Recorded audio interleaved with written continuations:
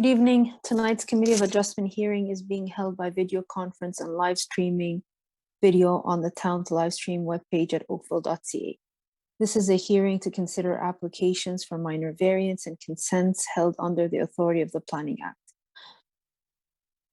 Please keep in mind the intent of this process is to review the application that is before the committee, listen to the evidence, and then make a decision. This process is not intended to be used to resolve any concerns or disputes that may exist between the town, individuals, organizations. If a request for a deferral is made and the committee grants such a request, the applicant or authorized agent must contact the Secretary Treasurer to schedule a new hearing date. In order to conduct an effective and efficient hearing, we have adopted the following process.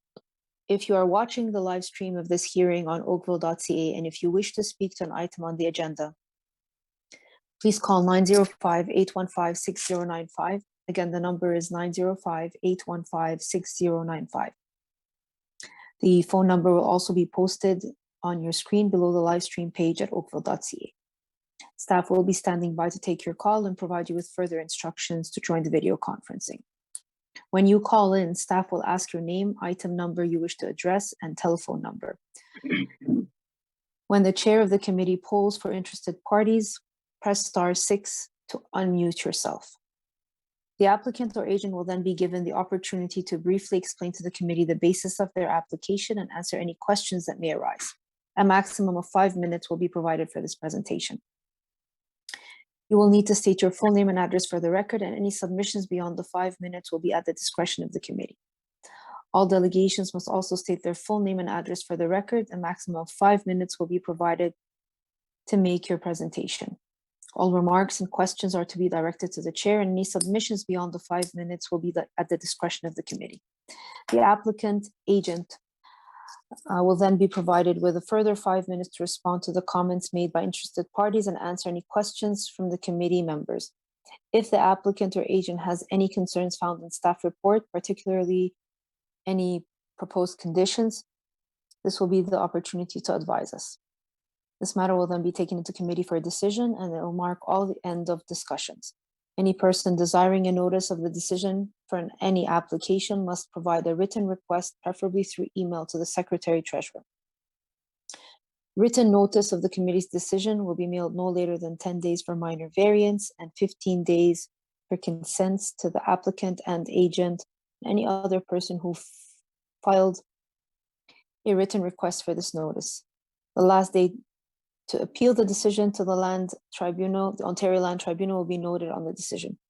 Only the applicant, specified persons, or public bodies may appeal the committee's decision to the Ontario Land Tribunal. In November of 2022, Bill 23 legislation, the More Homes Built Faster Act, amended the Planning Act to remove appeal rights for members of the public. If no appeal is received within the prescribed timeframe, the decision of the committee becomes final and binding.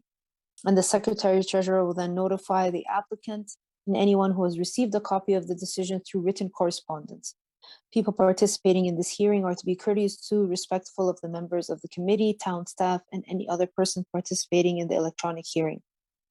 Tonight's electronic hearing is being video recorded and available for future viewing at oakville.ca. Thank you.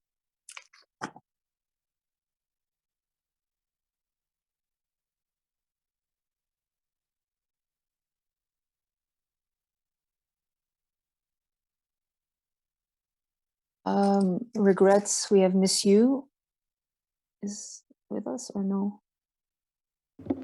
She is not here. Okay, thank you. So we have Miss Yu missing. Declaration of pecuniary interests. I see none, thank you.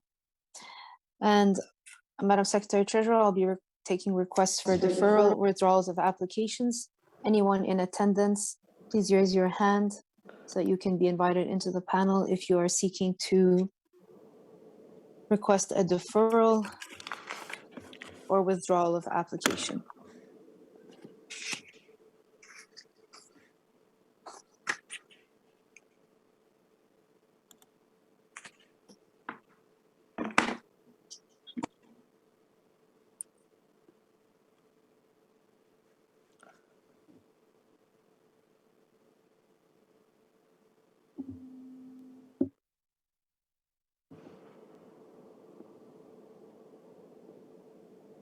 Madam Chair, I promoted Ms.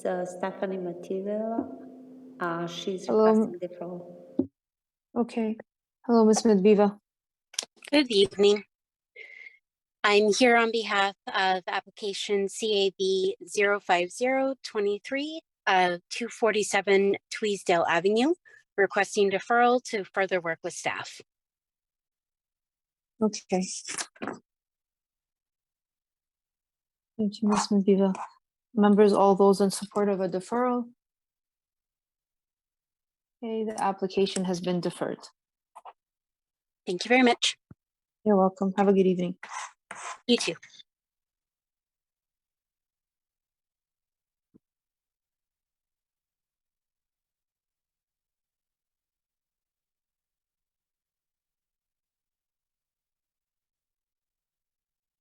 Anyone else?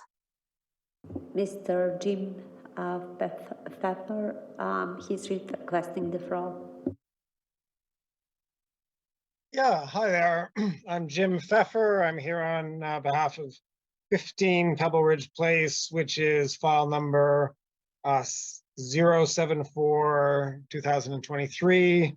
And we'd like to have a deferral to address some of the staff comments. Thank Very you. well. Thank you. Thank you, Mr. Pfeffer. All those in support of a deferral? Okay, the application has been deferred. You'll see the Secretary Treasurer at your earliest convenience. Will do. Thank you very much. Thank you.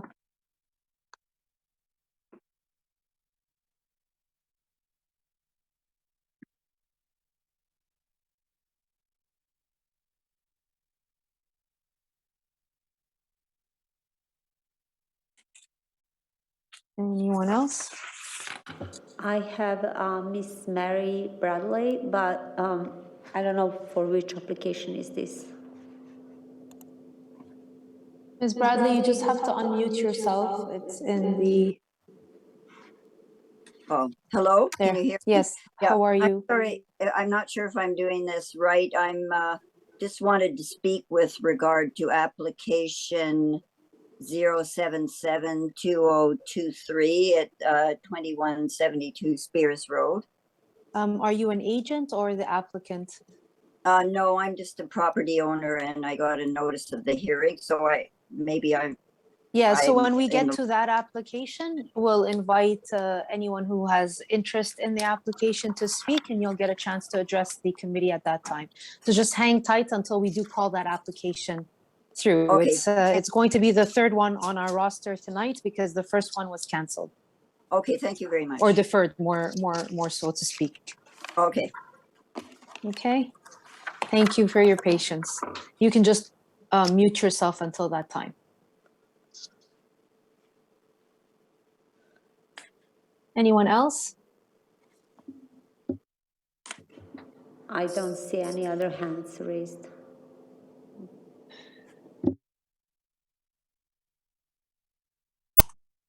Okay.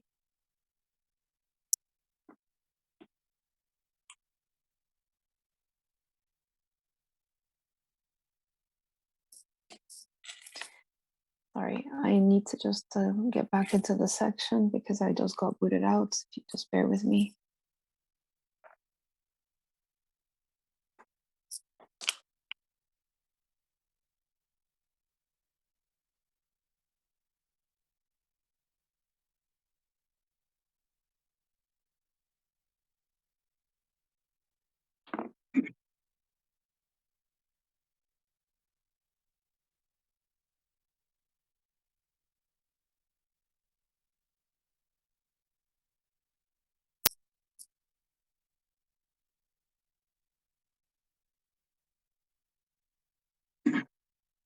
Let's see if this works.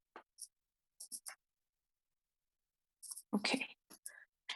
Thank you for your patience.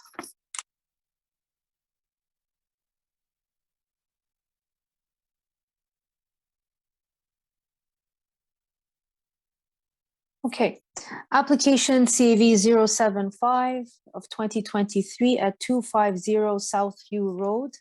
Again, it's application CAV 075 of 2023 at 250 Southview Road.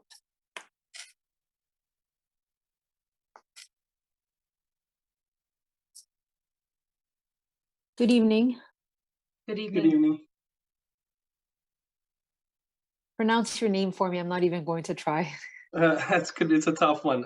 Jonathan Kakulovic, Okay. and the owner of 2442 Ventura Drive. And this is for application 075-2023, 250 Southview Road. Very well. Thank you, Mr. Kakulovic. Go ahead. This is your time. Did you send in an application? Sorry, a presentation? We did. We just Okay, sent so over. Go ahead. Okay, staff will put it up right now. Okay, great. We see it. So we added a proposed site plan so it could be clear that the existing accessory building would be removed with the new application. So there was some comments about that. So that those comments aren't applicable because that building will be removed. It's just existing. So the staff have identified potentially two other variances that may have been missed. Did you see the notes that staff had in staff's report? Yes. We did. So the other So- variances are regarding the accessory building. That's why there's two site plans there. So you can see the existing, and then on the right is the proposed site plan, which demonstrates that that accessory building is going to be removed as part of this project. It's an existing garage. Okay, and then with respect to the balcony above the floor level and the minimum yard at the lot line? So the minimum yard is again regarding the accessory building. Okay, But the balcony is something that we are proposing, as well as the FSI, or the, what is it called here? Something ratio, FA ratio, Floor area ratio. floor area ratio. Those are the two items that we're here to discuss, the balcony and the floor area ratio.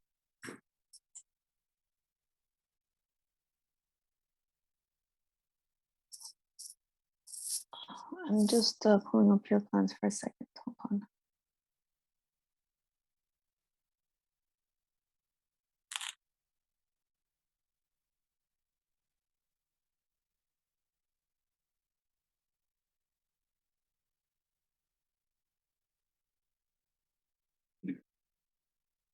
Okay. Is that the remainder of your presentation? Can we take questions from the committee members now? Yeah. Yep. Okay, very well. Just have questions of staff. Does anyone have any items of clarifications or questions at this time while I'm pulling up mine?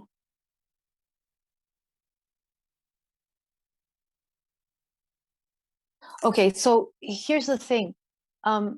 Your application is only requesting one variant on paper, which is to permit the maximum residential floor area for a detached dwelling to be 43%. Correct. Correct. Okay.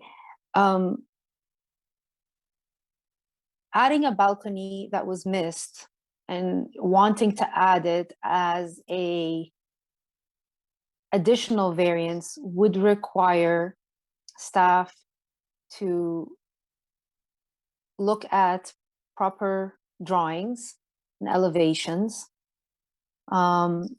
Is the balcony existing? No, it's No. a new house.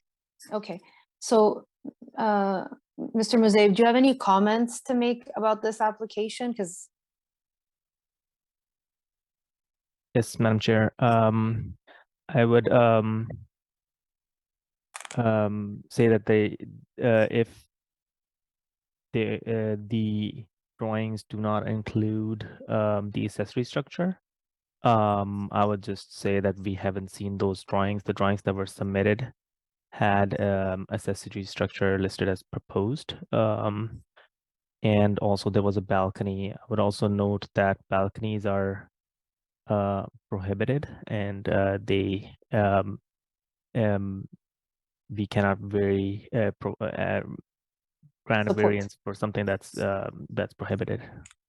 okay, so Mr. and Mrs. Kokovic, what I would suggest is that you take staff's comments and take the deferral in order for you to address the comments and make sure that the plans that you are submitting are reflective of what your application is going to be requesting.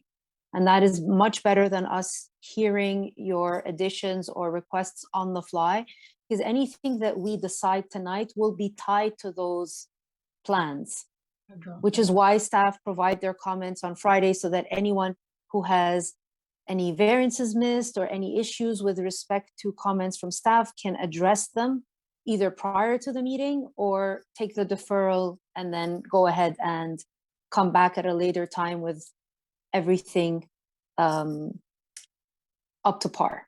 Yeah, I mean, I'll drop it if it's prohibited. I have no issues with that. Is there a way that we could just proceed with the floor area ratio and not the other variances? Mr.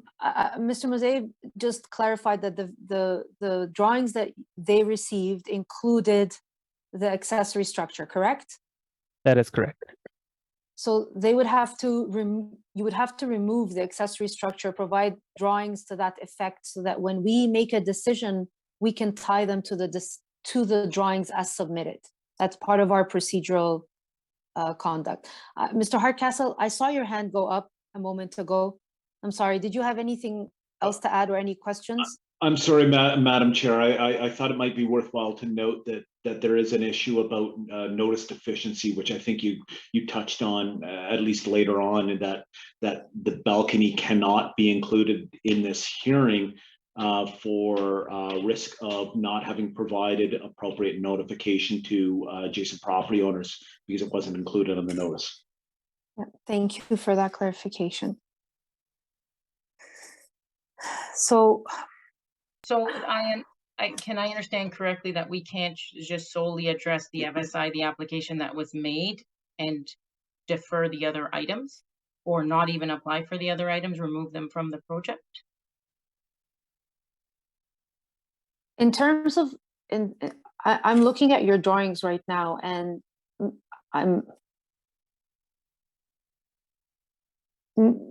planning did not get drawings that removed that accessory structure, correct? Well, we haven't submitted anything to planning, just to Committee of Adjustment, and we clarified it on this drawing right here. There will be no accessory structure. So we need to have that accessory structure removed, or those new plans provided to planning in order for them to make sure that your application has been correctly submitted with the correct measurements and layout and to that effect. When you say defer, how long is the deferral for? Well, if you submit everything, I don't know the Secretary Treasurer what she's looking at, but you would have to confer with her at what's the earliest meeting that she can get you into. Can I see the drawings that you you submitted again? If staff can just put that up again. So on the right-hand side, you can see on the right side plan that the existing structure has been removed. And the existing structure should have no issue, should have no consequence to the floor area ratio, which is inside of the main proposed building.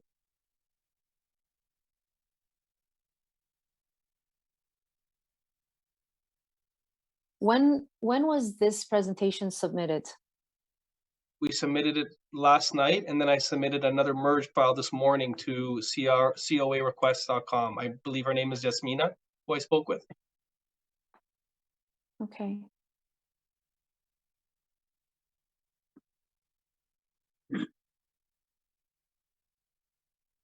Can we pan out of the actual drawings?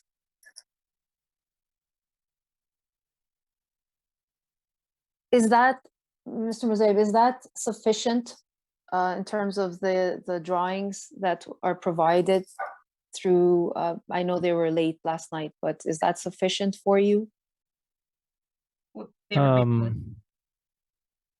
Madam Chair, again, I would say that the drawings that were submitted to the CFA, that planning received from the CFA staff, had the proposed structure on it. It's the first time that I'm looking at this drawing where they've removed the accessory structure. So we haven't gotten a chance to review these new drawings in detail. These were the same drawings that were sent to Yasmina yesterday. Yes, but 45. I'm trying to explain to you the process, and I understand that it may be your first time before us. The comments, when they go out on Friday and you get a chance to see them, the amendments need to be made and run through by staff before they are presented. And unless we have the drawings in hand and we can tie the conditions to those submitted plans. And so it's not only Mr. Musayev in planning, but we're seeing those plans for the first time. I'm looking at your package here, and it doesn't include that new one that you just sent to Jasmina yesterday. It's insufficient time, it's insufficient notice, which is why we offer individuals to take the deferral in order for things to be looked at properly. But Madam Chair, you gave us a time of before 4:30 on Tuesday, and we sent it at 3:30 yesterday. So I don't. So it should have the time been before noon? Can I say something? Go ahead, Madam Chair. Ms. So Jasmina. Madam Chair, the presentation is actually to present tonight. And the presentation, it says, like, if you want to present them, all your materials is actually tied to the drawings that you already submitted. The presentation is not something that I'm looking or the members or anybody else. This is the presentation that you're going to present. Any changes that you are doing, you can present tonight, but this is from the members if they're going to accept any changes that you are proposing or not. Usually the notice should be presenting everything that you have submitted to the Committee of Adjustment, and it's not like that you can do any changes like on the fly in terms like to increase something because the neighborhood, they don't receive any notification that you are presenting tonight. However, it's from the members to decide if they want to proceed with the application or not. Also, I wanted to say that there is, if you decided to defer the application, there is an applicable deferral fee. That is from me. Mr. Talowski, you have something to add? Thank you, Madam Chair. Madam Chair, I've got some sympathy on this account here in that the variance that was applied for, staff are supporting.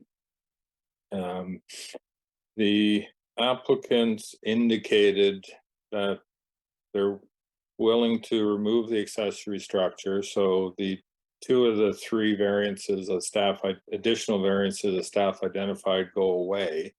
It's just simple removal, and then neither of those comments apply. And I believe I heard the applicant say they're willing to remove the balcony, which is not permitted and unlikely to be supported by staff. So if the applicant's true to their word, we're going to send them away. They're going to change two drawings, and we're going to get the same staff report back supporting the variance that was applied for. I believe, and I'll ask this to staff, is if we were to approve this, should the committee be willing, and make it subject to the removal of the accessory submission of a removal of the accessory building and removal of the balcony to the satisfaction of the director of planning, that would satisfy the balance of staff's concerns, would it not? Through you, Madam Chair. Yes, Mr. Tulowski, it will address staff concerns. Thank you. Madam Chair, given the applicants here are not professional agents, are, I believe, trying to correct the issue, I'm prepared to listen to this application tonight. Okay. Any other comments or?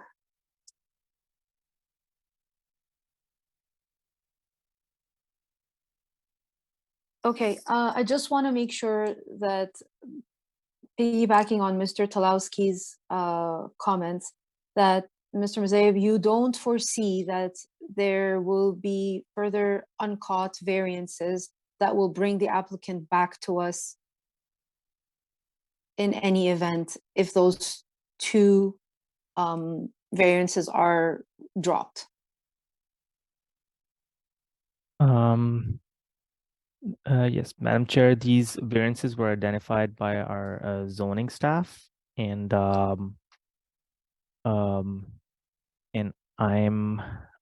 these were the variances that were provided to us that as missed variances. I'm not sure if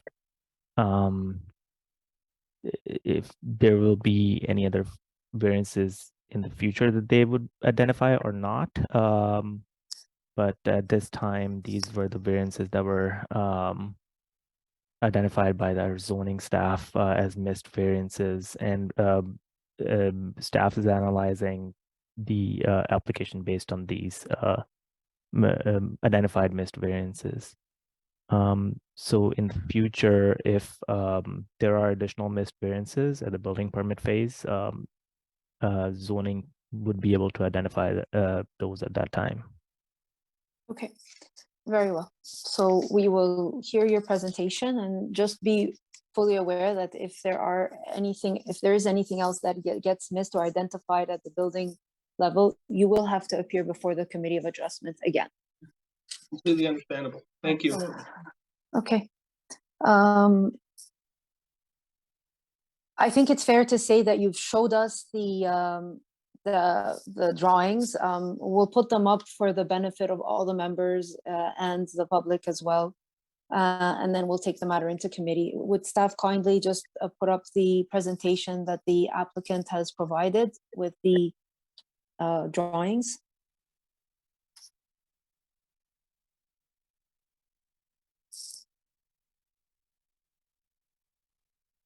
And if you can zoom in on the new portion, which is to the, yeah. Okay.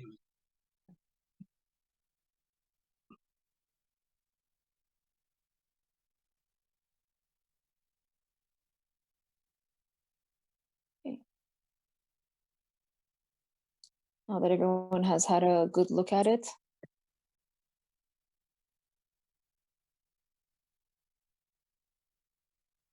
Okay, thank you.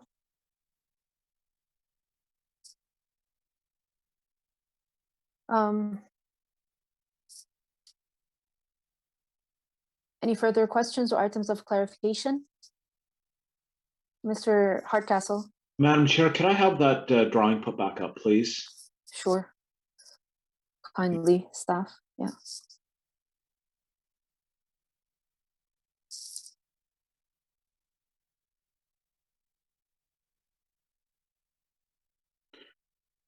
Madam Chair, if I may ask a question of the applicants. I'm seeing an inconsistent side yard setback, although I suspect now that I'm looking at it, the mistake may well be on the original drawing versus on the revised one, but I note that the side yard setback is shown as 2.13 on the left side of the drawing of the ones that we were circulated.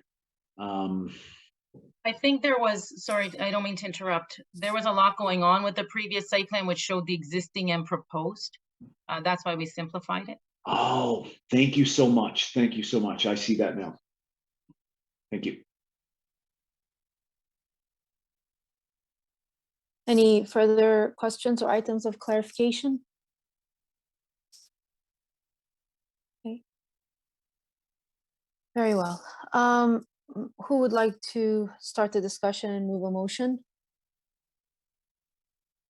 Go ahead, Mr. Tolsky. Thank you, Madam Chair. Madam Chair, I'm prepared to move that this application be approved as applied for. Finding that meets the test of the Planning Act. I don't see any adverse impacts to the community. I would note that there were no objections. Madam Chair, further to my earlier comments, our last meeting, we had a very similar situation, somebody who's in front of this committee quite often, and we allowed this situation. I think it's only fair in this situation with the homeowners to allow it as well. So I would make that approval conditional on the applicant removing the accessory building and balcony from its plans.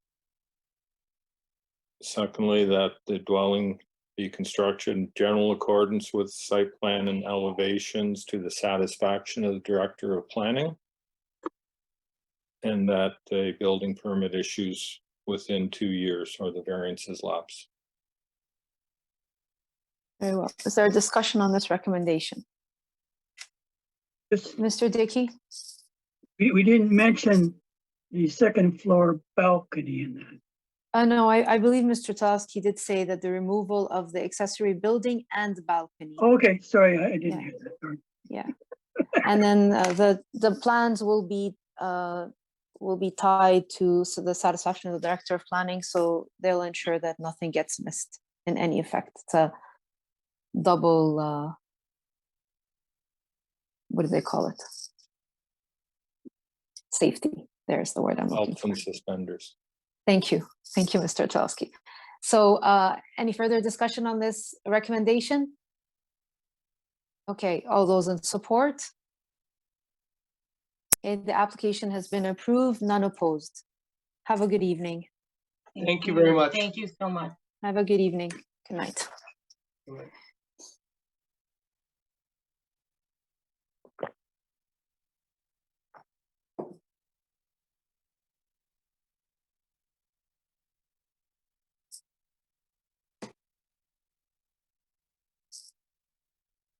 Application CAV 076 at 275 Gloucester Avenue. Again, it's a CAV 076 of 2023 at 275 Gloucester Avenue. Good evening, Madam Chair. Good evening, William, Mr. Hicks. members of the committee, thank you. William Hicks with Hicks Design Studio in Oakville. If we could put the screen up here tonight for an application on Gloucester. We were here once before for a previous owner on this same property. This is a slightly different design, some similarities, but we had requested 3 variants. So first, I want to clarify that we spoke to the zoning examiner and we had addressed this quite a while ago that we didn't believe we needed a depth variance. They actually came back today and said they actually confirmed that we don't need the depth variance. So we're prepared to delete that. We had put it on our application just in case, and for some reason it had taken a couple of weeks for zoning to get through that review. But we do comply with the depth variance because you are allowed to be 23 meters deep as long as you're 9 meters from a side lot line and 7.5 meters high, and we do comply with that. So the other 2 variances, one of them relates to, if I could just go to the next page. Mr. Hicks, there was also a comment about the maximum width of the driveway variance being missed. They did mention that, and we will clarify that. We won't need that variance. So, but okay. So that's a landscape feature that will be dealt with. So, if we could go to the next page, which I think shows the. We go past the. Should be a drawing of the front elevation there that has a couple of renderings of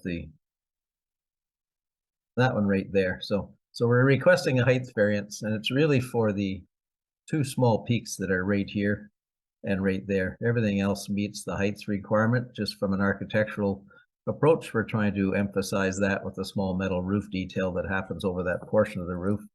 I know there was a resident that wrote a note in suggesting that perhaps the average established grade had been calculated incorrectly, but it has been confirmed with the surveyor. And I think what they were maybe suggesting was that because the property drops towards the back, that it should be the average between the front and the back, but that's not in fact how it's measured with the town. And in fact, our average grade is well below the main floor level. So even these pieces are only slightly above what would be within the 9-meter zoning reference. And then on the gross floor area, or the floor area to lot ratio, if we can go to a second floor plan there, this all relates to variance over top of the garage, and it looks like maybe the drawing didn't get put in there. So go to the front elevation then, if that's the case. So I'll use that for my explanation, which is that one right there. So the actual gross floor area of the house is under what's permitted, but we wanted to keep this roof line slightly higher here. If we had it at 20 feet high, which is right here, we don't need any variance for gross floor area because it's slightly higher than 20, which architecturally we've done to make it look right with the house and not as if it's been chopped off. We have to count that area on top of the garage as double space. Planning has no concerns with it. We're stepping down towards the side lot lines. We have a substantial side lot line setback, and they're satisfied, and I'm certainly satisfied that it meets the intent and the design guidelines under the infill design guidelines. And in the gross floor area, that's, as I say, the piece that exceeds the allowable gross floor area is only because we're counting that space over the garage double, and it's not space that we intend to use. I noticed the resident didn't have any concern with the floor area. They had the question about the height, and they had a question about a concern potentially with the extra depth of the house, but that variance has been removed. But I did notice in there that should we proceed with this, they would like to discuss and negotiate with my clients some additional landscaping. If you looked at their letter, there's a fairly substantial cabana on their back property. It really doesn't have a lot of visibility of our backyard, but we are going to want to screen beyond the pool area in terms of our backyard as well anyways. So we have no problem with providing that landscape, and we can certainly do that in conjunction with the neighbor that lives behind. But I've read planning's comments, and with the permission of the committee, if we can delete the one variance for building depth because it's not necessary, and we will resolve the driveway variance, so we don't need a variance for that either. So I think it's one small corner of the driveway that was measured, and we've actually had some issues with zoning because each inspector measures driveway width differently. So I think we're going to try and do a lunch and learn with them as to how each of them measures it. It's quite different. From our end, when we tie it to your plans, we can just make a note that so long as the driveway width is in compliance, and Yes. we'll leave it at that. Yep, and that would be fine. With that, Madam Chair and members, I'm open to questions. So. Okay. Any questions or items of clarification, Mr. Talowski? Thank you, Madam Chair. Mr. Hicks, thank you for that explanation on the floor space, that variance. That was very helpful. I just want to take you back to the other variances, just because there was what I call a robust objection letter supplied to the committee, just so yes, things are fully understood. So as you have stated, my understanding, this isn't a through lot, it's not a corner lot. The established grade is measured at the front lot line. Had this been a through lot or a corner lot, then you would be measuring the established grade at various points. Is that correct? that's right. You'd be measuring at the midpoint of the lot line on both streets in that case. So thank you. And just because of the extent of the comments on the dwelling depth, could you just for my benefit and perhaps others, just provide a little more explanation as to why the dwelling depth is not necessary? I believe I heard you say because of the setbacks and that you're allowed additional depth beyond the 20 meters. I can explain that if we could put up the site plan again from my presentation.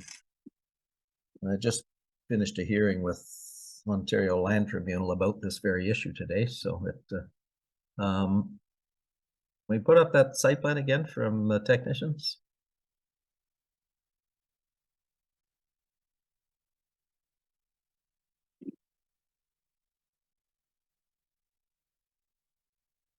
If we just go to the site plan, which is the first drawing in the package, that one right there. So what happens in this bylaw is that you're allowed a 20-meter depth of house, which goes from front of porch to back to approximately here, I think, that dimension. So, and then the bylaw has a special provision in it, regardless of depth of lot or size of lot, that you can project another 3 meters in depth as long as it's a 1-story structure. And in this case, it's an open covered terrace, so there's not even any enclosed space in there.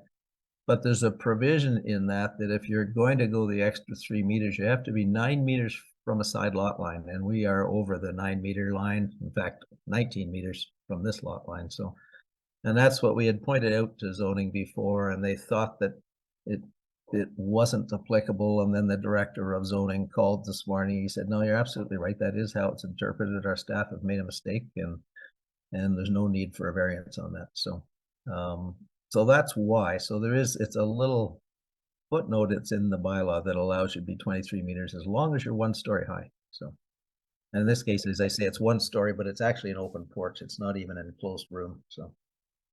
Okay, thank you. That's very helpful.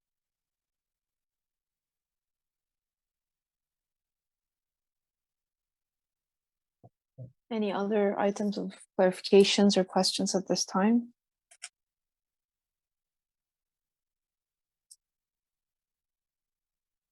And Madam Chair, I don't mind. I'm not even sure if that's a condition that you can put in it, but I have no objection that if the committee sees fit to approve this, that we put a footnote on it that we will discuss landscaping at the rear lot line with the adjacent neighbor. So we're certainly prepared to do that. So it's to both people's benefits. So. Okay. It's always beneficial when the neighbors are working well together and there are no issues. So the committee would welcome that. Yes. It's an added benefit. Madam Secretary, has anyone called in with respect to this application other than the letter of objection that we have from Mr. Chris Hardy and that we've already addressed through questions and comments by Mr. Hicks and Mr. Talowski? Yes, Madam Chair, I'm just promoting Miss Christine Hardy. She wants to speak. Okay.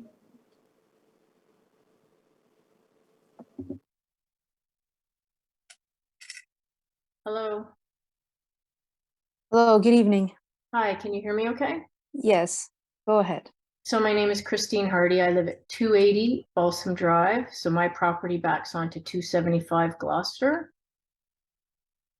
So I've just heard everything. I'm aware that the variance for depth was just removed, the request for that.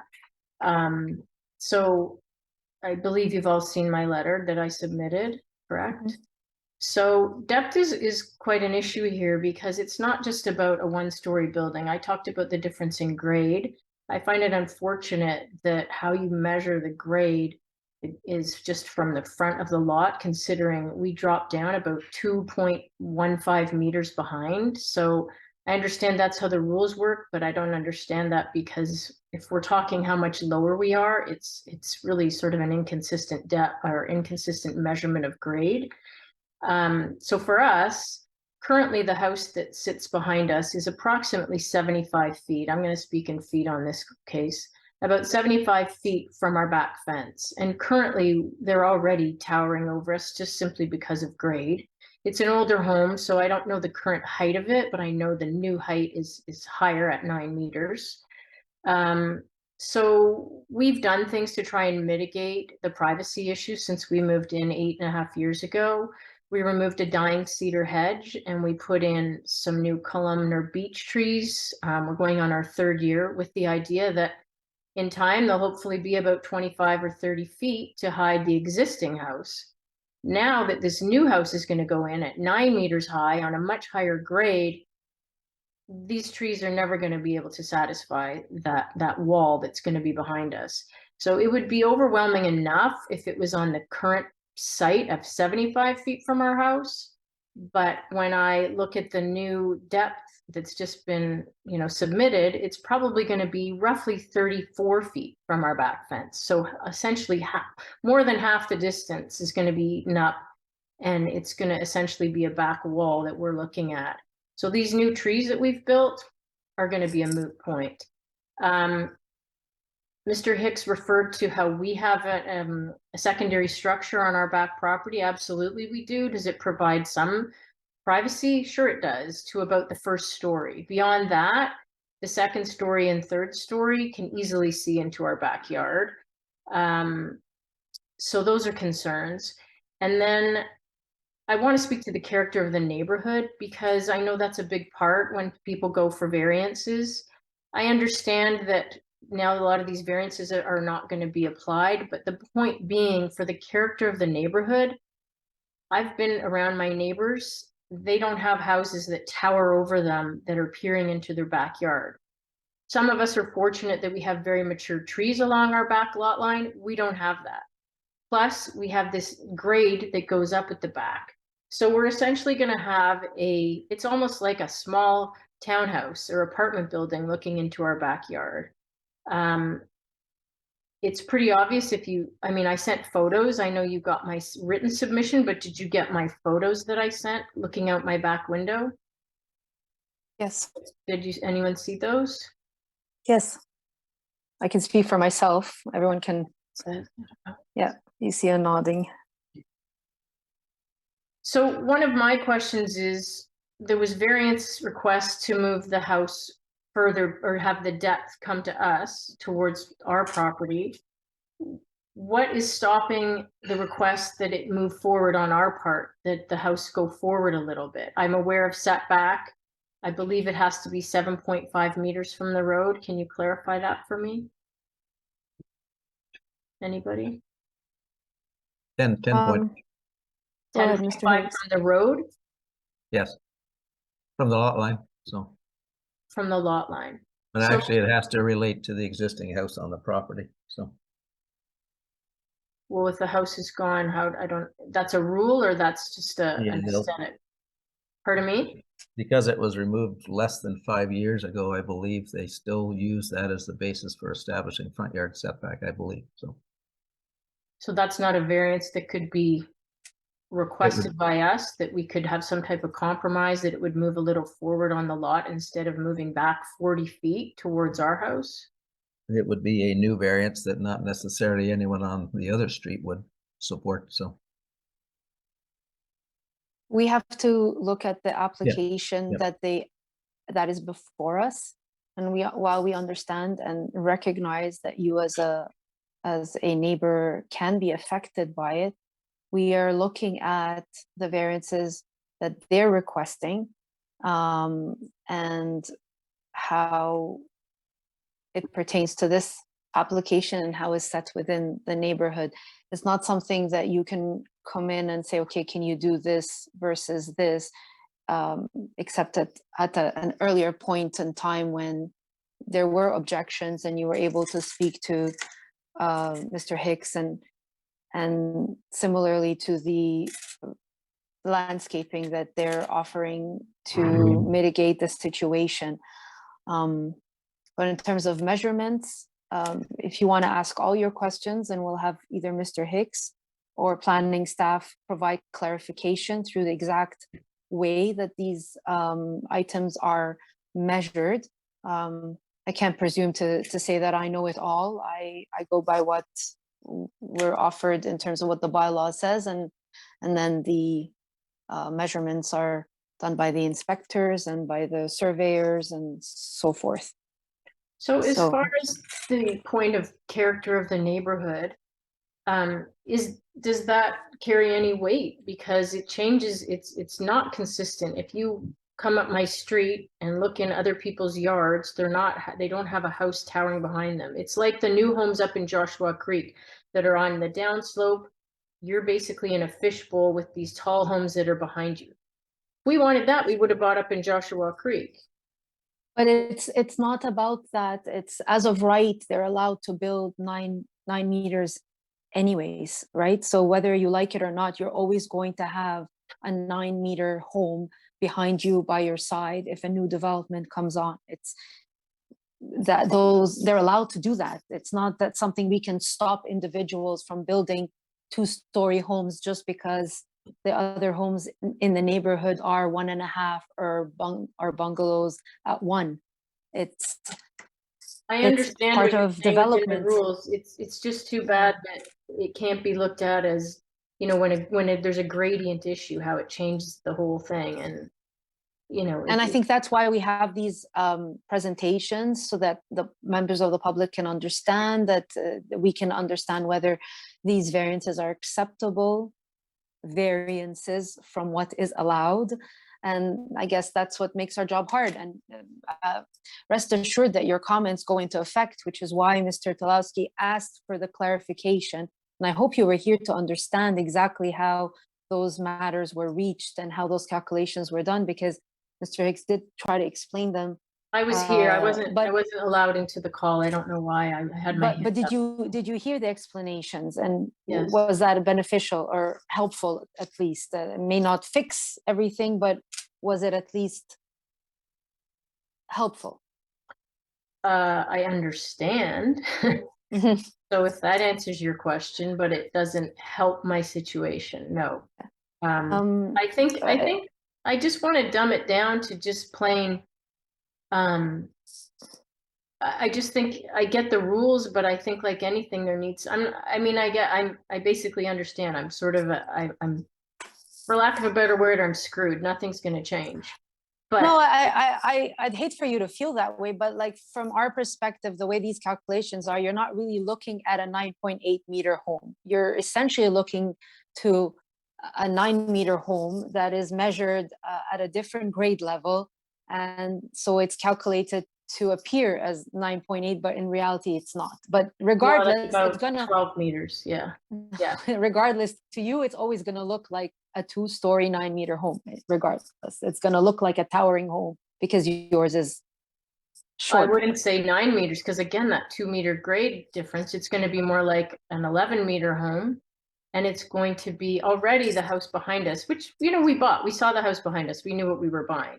But now the fact that this is going to come 40 feet closer to us makes a big difference. So it's not just that the height is there, but the depth is there. And I understand it falls within what's allowable. All I'm saying is, as a big picture, generally, that the way the rules are made is there needs to be some exceptions to the rule. I obviously, it doesn't look like it's going to be for me, but I think it needs to be looked at case by case. If there's a gradient issue, as in my case, it doesn't seem to make a lot of sense to me. Even if it's allowed that they can build a 9-meter house, if you have to look at it case by case, does that make sense for the surrounding homes? And in this case, no, I don't think it does.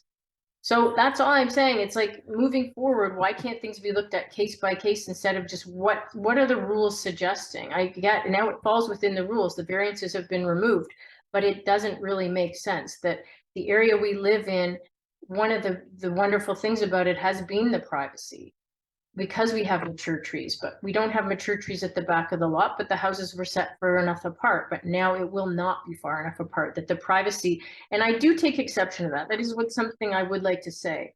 The fact that the town, the staff, I read their comments, and they actually said that the dwelling depth will not have a negative impact on the character of the streetscape or negatively impact any adjacent properties.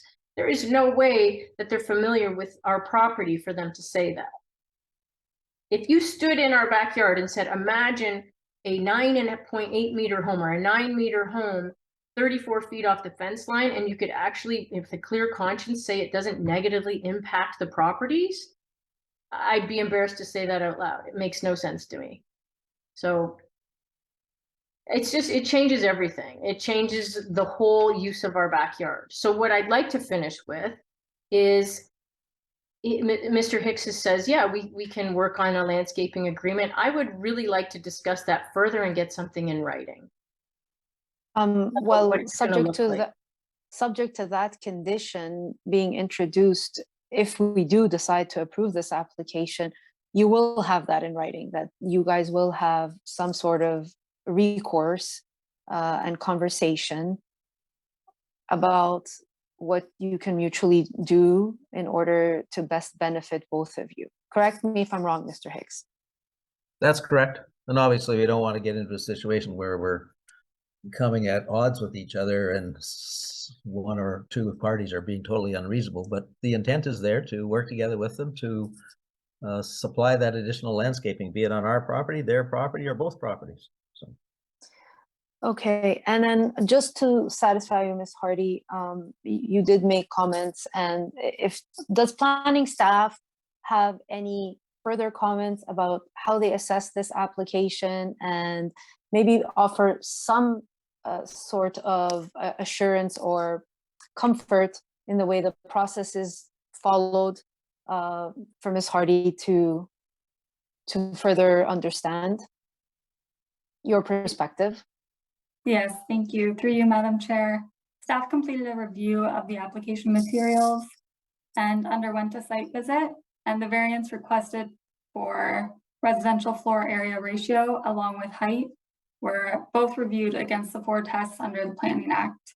And we do feel as though this application is supportable on this property. I did speak with zoning staff this morning, and they confirmed that they had a conversation with Mr. Hicks regarding the building depth proposed, and it was confirmed that a variance would not be required for building depth, and therefore staff wouldn't want to speak thoroughly on this matter as a variance is no longer being requested for this item here. Okay. But I can assure you that we do go out to the neighborhood, we do a thorough site visit. Unfortunately, we're not privy to the comments made by neighbors ahead of time, but in reviewing the application still, we do feel as though it does meet 4 tests of the Planning Act and it is desirable for the appropriate development of the land. But not for the homeowner that backs on. I have another comment I'd like to make. I agree with Mr. Hicks. I don't want to start a new neighbor where we're at odds with each other. I don't want to make this personal and have someone move in and we're starting off on the wrong foot. But to that extent, or to that point, I never received Mr. Hicks's letter that my neighbors that live on Gloucester did, the letter that's included that describes what would be happening. I never received that. I didn't receive it in my mailbox. I didn't receive it at my front door. So that that concerns me a little. If there's going to be open and fair communication, and we're acting in good faith here, and we want to have open lines, it doesn't really sit well with me as a good way to start this. I never received anything. I got the letter from the town, so I knew about the Committee of Adjustment. I was able to go in and I saw the letter there, but my neighbor on Gloucester was the one that first brought that letter to my attention. I don't know why I wouldn't have received that letter, considering I am obviously, in my opinion, obviously I'm a little biased, but probably the most affected neighbor in this case, why I would not have received the letter from Mr. Hicks's office. So I called his office Monday and asked that I receive a letter, and I never got anything. So I never got a response, nothing. So moving forward, yes, I would like to work together and rectify some of the issues I have with privacy, with fencing and screening, but I need to be reassured that there will be open lines of communication, because that's not what I've received so far. I can comment on that. I'm not sure what the issue is, because we always drop it off to everyone who's within the circulated area. So I'll look into that with staff. But if you didn't receive a response, it's because I've been off ill all this week. So I apologize for that. But I am usually the one that's very openly ready to communicate with everyone. And I can assure you of that will definitely happen. So. And you will have that also as an assurance tied within the comment. So hopefully you will be able to have that discussion, and it'll put your mind and hopefully give you the best feeling to your backyard amenities as well, if we do choose to move forward. Madam Chair, could I just offer one explanation just from listening to her comments? So we're not asking for a rear yard variance, so I mean, that is 10.5 meters as the required variance, but I just want to make sure that you understands that those open porches are not 3 stories high. They're 1 story on top of the walkout, but they're open porches. So the actual main wall of the house, I'm going to guess, is probably 47 to 48 feet from the back lot line. So before you hit the 2-story wall of the house. So. Will that be a screened in terrace, those terraces? No, it's just an open covered terrace. So I understand where it is. I know it's on that first floor. but I just wanted you to understand the main wall of the house is set back another 15 to 16 feet from those terraces. 15 feet. It looked like on the terrace sticks out. I thought on the drawing the terrace stuck out. I had, was it not 2.89? The terrace? Yeah, that's just beyond the 20-meter line. The terrace comes inside of that. So the terrace starts before the back of the house starts inside that line still. So okay. So I don't believe you'll find it's as overwhelming as you are concerned with. So otherwise, Madam Chair, Any further questions or items of clarification of Mr. Hicks or Ms. Christine at this time? Okay, I see none. I think we've had a lengthy discussion. Madam Secretary Treasurer, there's no one else that's waiting to speak to this application? There is no other phone calls. Okay. Who would like to start the conversation? Who would like to move a motion?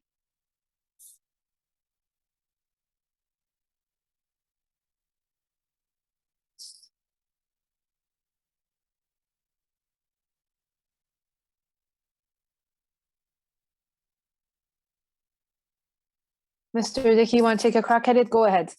Yes, I hope I've got it all covered in my head.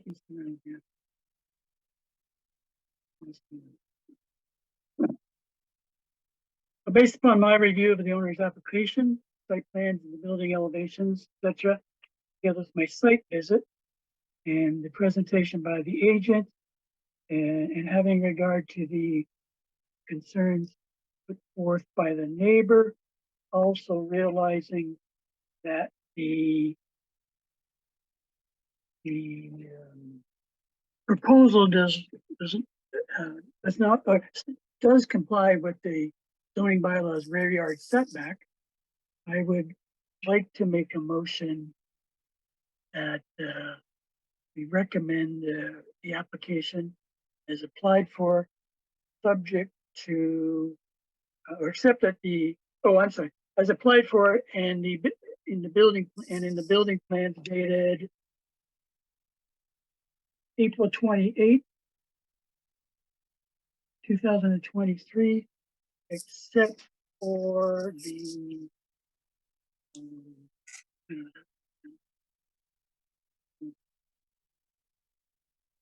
except that the driveway width will be in compliance with the zoning bylaw and the landscaping to mitigate the rear privacy concerns or is dealt with.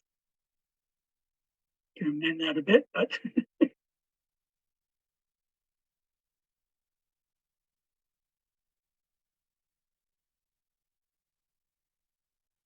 Terminology. yeah.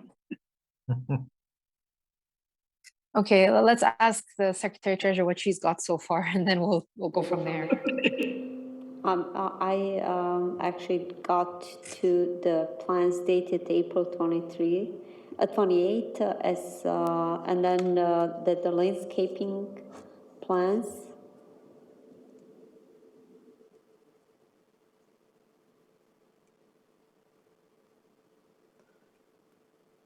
And also accept that the driveway width will be in compliance with the zoning bylaw.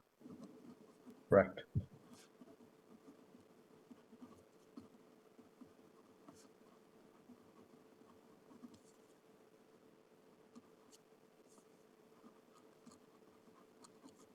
Okay. Okay, so how do you have it so far? And then we can work on the terminology. Are you asking me or the? Yeah, yes, Madam Yeah, Secretary Treasurer. I got to that accept that the driveway bit comply with the zoning bylaw, and that the landscaping, then what?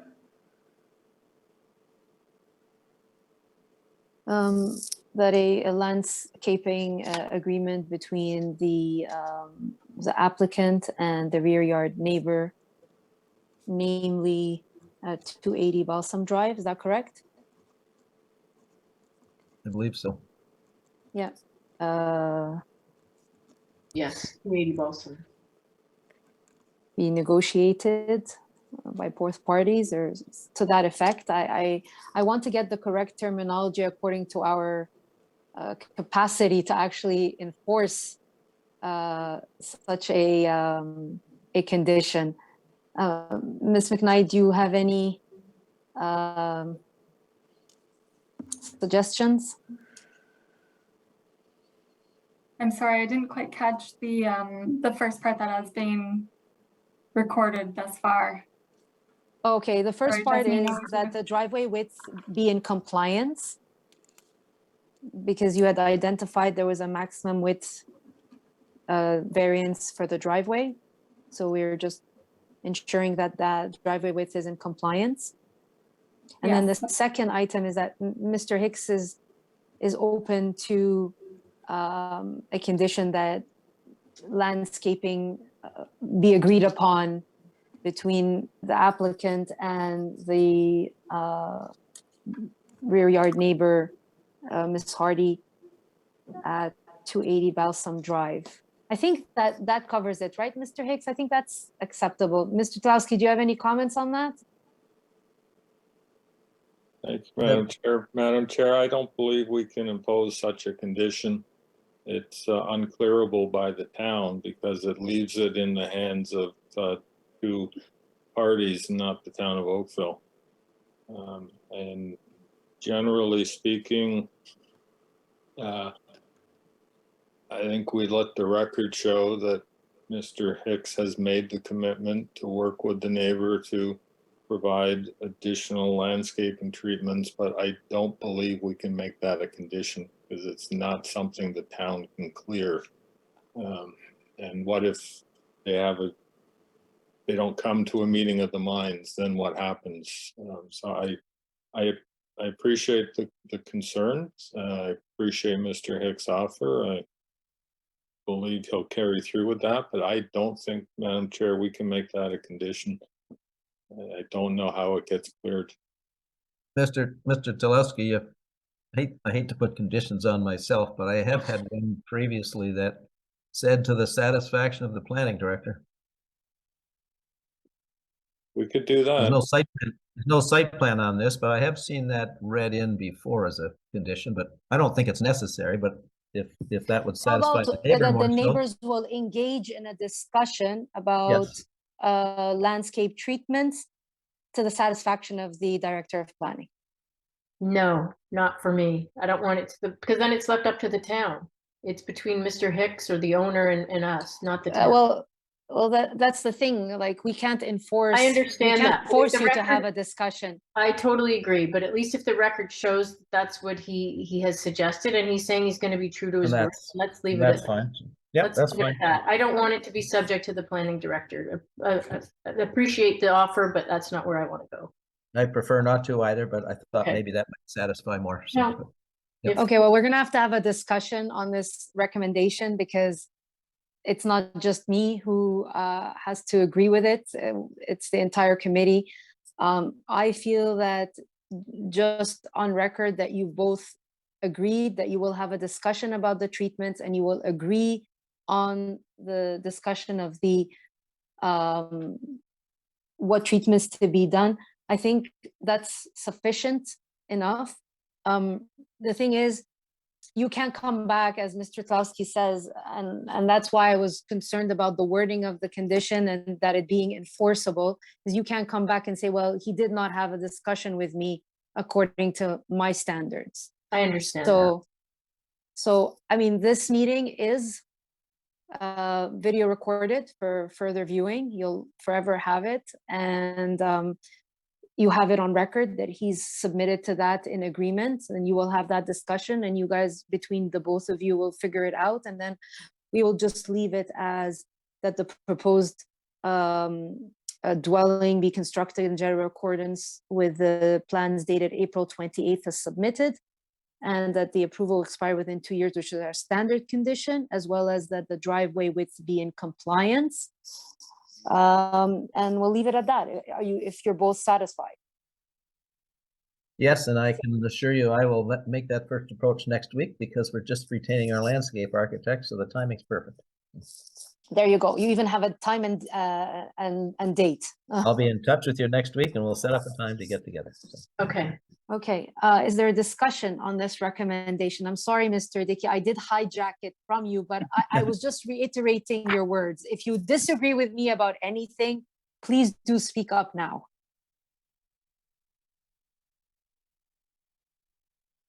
Silence. No, silence. Does that mean you're okay with everything that's been reworded? Oh, I'm okay. Okay, Mr. Talowski, I see your hand up. Madam Chair, can I get a recap on exactly what the motion is? Yes, we'll get the Secretary Treasurer to read it out now that I've recapped it once at least.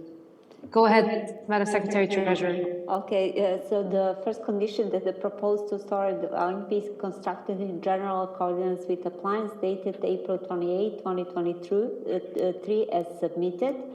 The second condition that the approval expired 2 years from the date of the decision if the building permit has not been issued for the proposed construction. And the third one, that the driveway width be in compliance with the zoning bylaw. That's it. And then everything else is on record that they will have a discussion and reach an agreement between themselves. Is that satisfactory to all the members? And just, Madam Chair, for just further clarity, Mr. Dickey's motion was to approve as amended to remove variance number 1 on the depth. Is that correct? Correct. Thank you.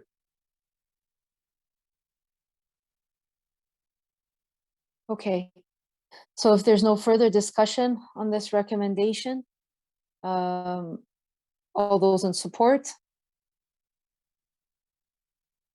Okay, the application has been approved, none opposed. Thank you. Thank you, to Madam all, Chair. and have a good night. I'm back later, so I'll just turn off my screen. Very well, thank you. Ms. Bradley, I still see you, so don't worry. Yours is coming up next.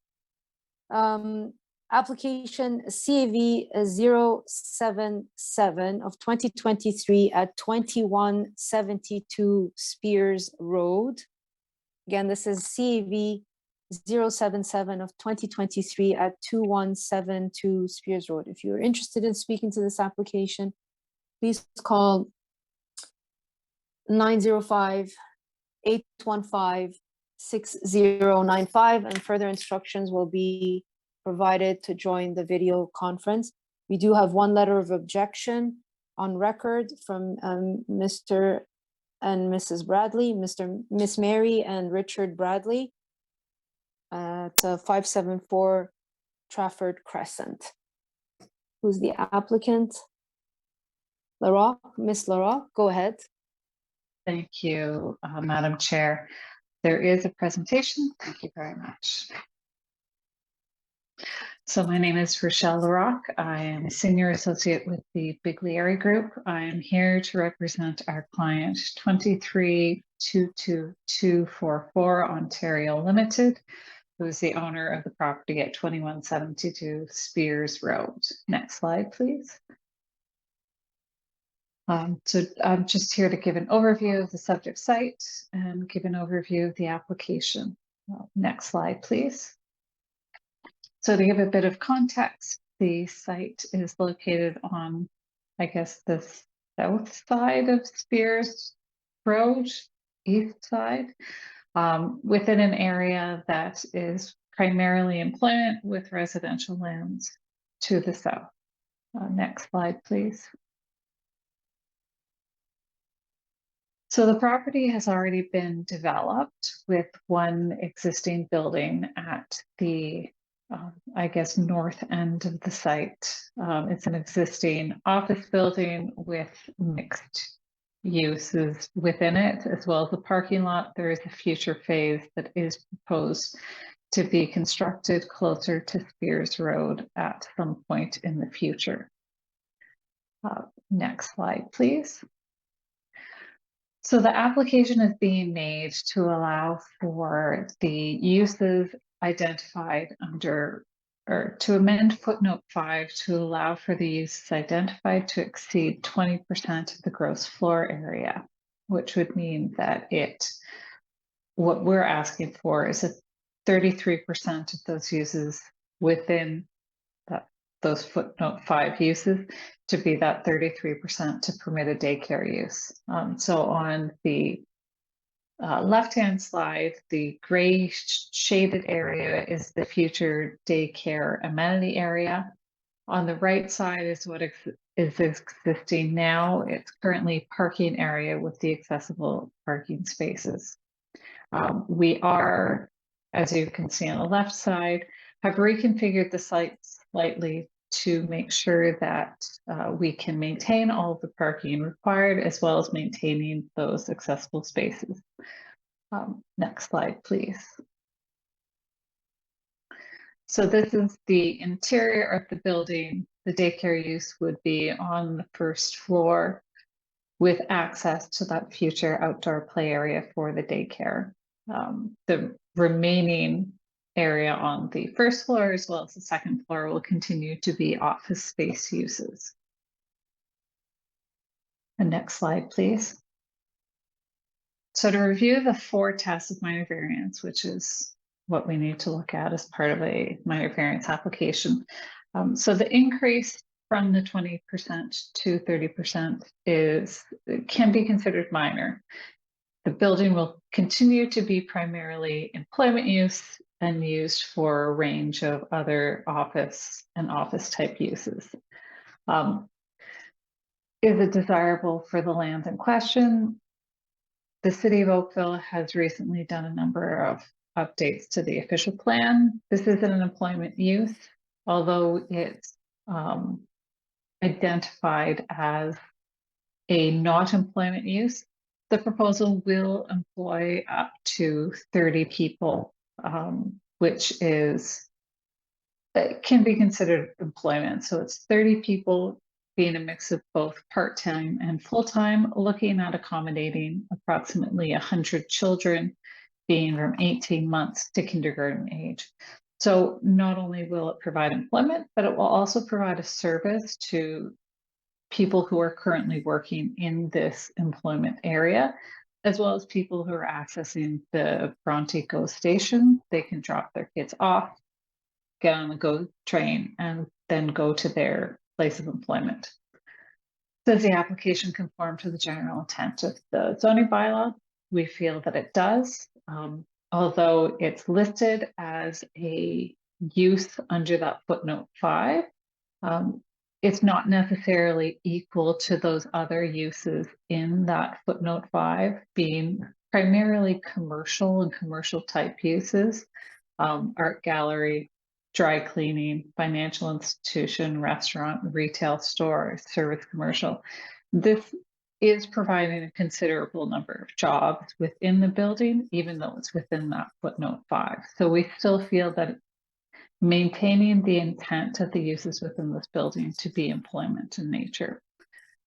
And does it apply to the, does it conform to the official plan? So as previously noted, the town of Oakville is currently going through and has gone through a review of their official plan for this Bronte and GO station area, as well as the corridor along Spears Road, and is looking to move it to more of a prestige employment and a more mixed use area that would encourage greater concentration of employment uses, as well as ensure that there are these support uses such as daycares in the area. We have reviewed the comments that were provided by staff and reviewed the comments from neighbors. We have no concerns with the comments from the various departments and agencies. We've fully recognized that an amendment to the site plan will need to be done, and if approved, we would endeavor to do so as soon as possible to allow for the daycare use to commence immediately. With respect to the comments from the neighbor, our response would be that tree planting and the provision of landscaping is something that's controlled through the site plan process, which we will be required to go through anyway, and feel that it's more appropriate for it to be reviewed at that time. And so that's my presentation, and I'm available for any questions. Thank you. Thank you, Ms. LaRock. Are there any questions or items of clarification? Go ahead, Mr. Hardcastle. Thank you, Madam Chair. Ms. LaRock, you indicated that it would be more appropriate to deal with landscaping through site plan. There was a previous site plan application on this site, I would assume. And if so, maybe you could speak to the requirements just to get it out here for our understanding. What were the requirements and commitments made by the property owner at that time around landscaping to address the buffer area? So the landscape or the plan that was approved is based the same as on slide 4 in my presentation. So there was some minimal landscaping at the back that had been provided, and you're correct, there is a site plan that has been approved on the site, but we would be going through an amendment process. So back one. So it's on the, I guess, right-hand side of the screen. That whole area is to be landscaped. I don't have the landscaping plan that was approved in front of me, but I would assume it's a mix of trees, shrubs, and grasses that would have been required to meet the town's requirements. Because we are looking at putting in the daycare with the amenity area for the daycare use, which will require the movement of parking spaces, we'll have to work with the town to revise what's already been approved. And at that point, should the town wish, they could ask for additional buffer planting to be provided at the rear of the building. And presumably at that time, if there were any inconsistencies with the previously approved site plan or dieback or anything like that, that could be remedied at that point in time? That's correct. Thank you very much. That answers my question.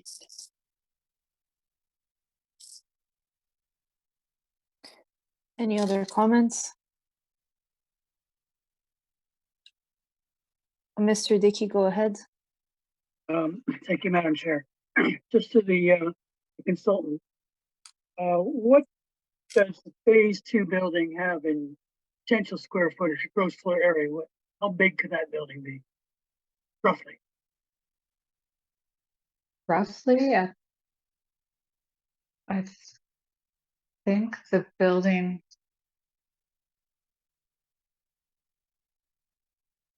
I would have to check back with you simply because depending on the use will impact the amount of parking that would be required. So it would be a calculation on what the use is in the building and what the parking requirements would be, as well as the potential square footage of that building. So we would have to work through the town's requirements in order to determine what could be placed there while maintaining setbacks as well as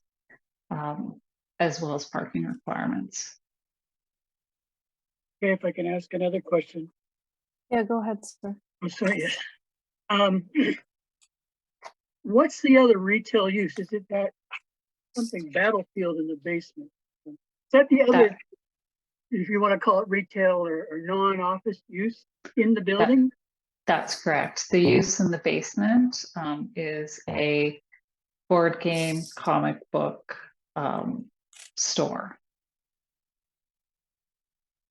So if we, the 33%, if that was approved, that's all that can be built in that, that's all that of these retail type uses that can be in that particular phase 1 building. That's correct, without having to come back for another variance, should another use in that footnote 5 be proposed. But when you build the second building,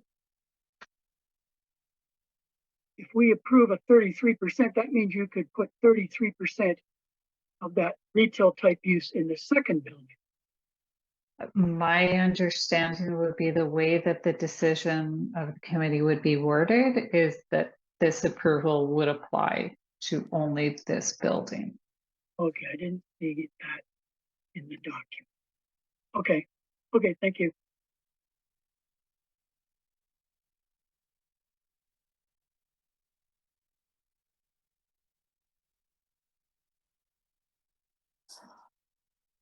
Okay, has anyone other than Ms. Bradley called in for this application, Madam Secretary Treasurer?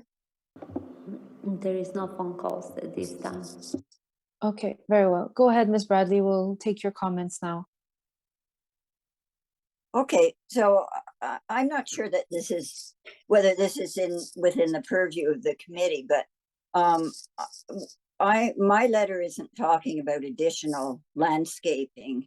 And one of the reasons that I wanted to present to the committee is that in terms of neighbors, this property owner or developer, you know, and listening to your previous presentation, I would say they're not a good neighbor because we've had no communication with them. Like, it's very hard to communicate. Like, I don't have anything against daycares, but there have been some problems that have happened, and they never have dealt with any of us property owners all along. Like, there were problems with trees being cut down.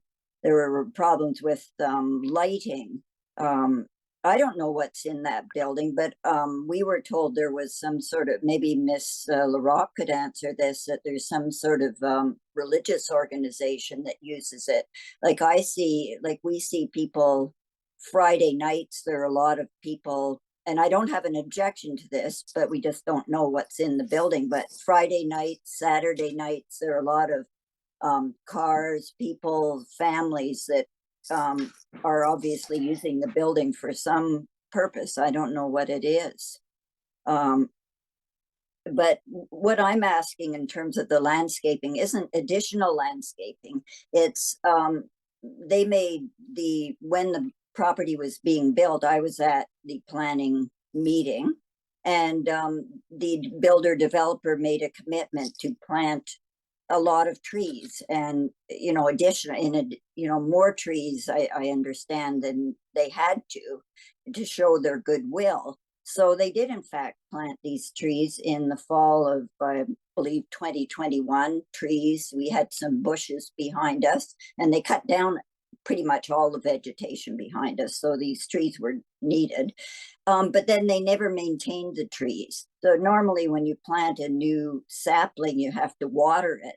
So last summer I became aware that the tree behind us was pretty much dead, and it didn't regenerate. So there's several of the trees that they planted that they didn't take care of, so they've died. So what I wonder with the town and developers is what happens when a developer doesn't take care of a commitment that they've made with regard to landscaping. So all that I'm asking is that at this point is that they plant trees to replace the ones that have died. Quite a few have survived, but several have died, and then take care of them for a year or so until they get established. So that's one thing, just that this developer be a good neighbor to our residential properties. And so that we don't have to go to the town. Like I have contacted Paul Barrett of the town, and he says he thinks there may be a legal case that has to be resolved because they illegally cut down a big mature oak tree.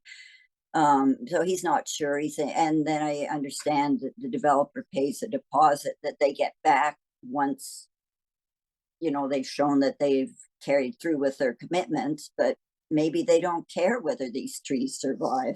So anyway, I would like to see maybe before the town approves a variance that at least that an existing commitment that the developer has made be carried through. I don't think that's unreasonable.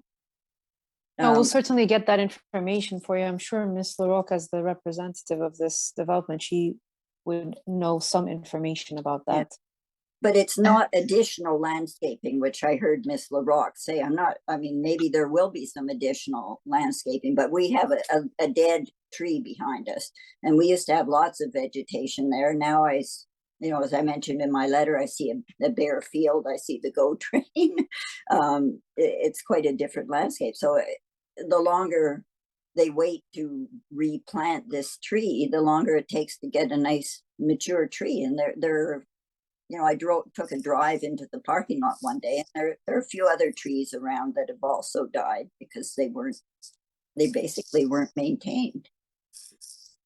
So I'm asking them to be good neighbors, and I guess maybe that there be some mechanism whereby the town and a developer ensures that a commitment made to do landscaping and plant trees and so on, that be followed through. Yeah. I know that the existing trees have to be maintained through the Tree Protection Act. And that's probably what the town was trying to explain to you, that if anything was taken down illegally, that there would be recourse against the developer for that.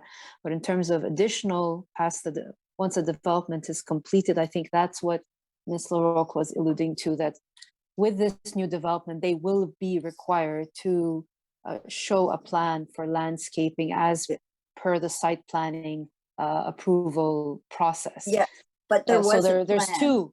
Yeah, I'm talking about the plan that already happened, and that has not been carried. It hasn't been carried. Executed. I guess complete. Yeah, executed. Yeah, exactly. Yeah. I mean, it's nice that there may be an additional plan, but I'm talking about the existing plan whereby they were, given permission to go ahead and do this development, and just even in terms of goodwill with neighbors. We'll get her to comment. You have to take care of it. Absolutely, and we agree with you 100%. But we'll get her to comment to understand, get a better understanding of what happened to the first development and what happened when it fell through, etc. Okay, thank you. And so the trees that you've identified that have not survived past that first planting, we did have a meeting with the client today or yesterday to discuss the application and just discuss the comment. And it was brought to their attention, and they have identified that they are more than willing to go out and replace all of the trees that have not survived. So they will be looking at replacing those trees, including the one that is behind you that hasn't survived that first planting. And as part of that, would be looking at continued maintenance to make sure that tree not only survives but thrives. I would really appreciate that. Correct me if I'm wrong, Ms. Go ahead. I guess, can I ask, who is using the building on Friday nights and Saturday nights when there's, all these people and cars and kids running around in the field? It doesn't seem like a commercial enterprise to me. And so that might be the use in the basement, the comic book store and the game store use, that they may be having events in the evening just to encourage more people to come. But that's the other retail use in the building. The other uses are a medical fitness center and a child's physiotherapy office. So all uses that are permitted, but it might simply be that one use that's gearing more towards families, children, as well as people who are interested in board games and other types of things to come out on a regular basis. So that might be what you're seeing in the evenings. It's very regular, like it's every weekend. Okay, well, we would appreciate it if they would follow through with taking care of the existing landscape plan, and maybe even be better neighbors. Like, I can tell you another thing that happened to us in March of last year, about a year ago. A pipe broke in that field, which is right across from us, quite far away. But I looked out and it looked like there was a geyser and fog happening, and it sprayed across the field through the dirt, and our house was covered with ice. Like, our windows were dirty and covered with ice. I went over a couple of times and spoke to the people doing I had to call the town or the region, and there was one person there, and they finally got the pipe, whatever it was, diverted, so it was shooting up in the air instead of shooting across the field and basically spraying our house. But I felt that in terms of goodwill, that developer could have arranged to clean our windows. So we had to clean all our windows because of that dirty ice that came on our windows. So I haven't found them good neighbors in terms of dealing with all of us property owners along the way. I hope that might change.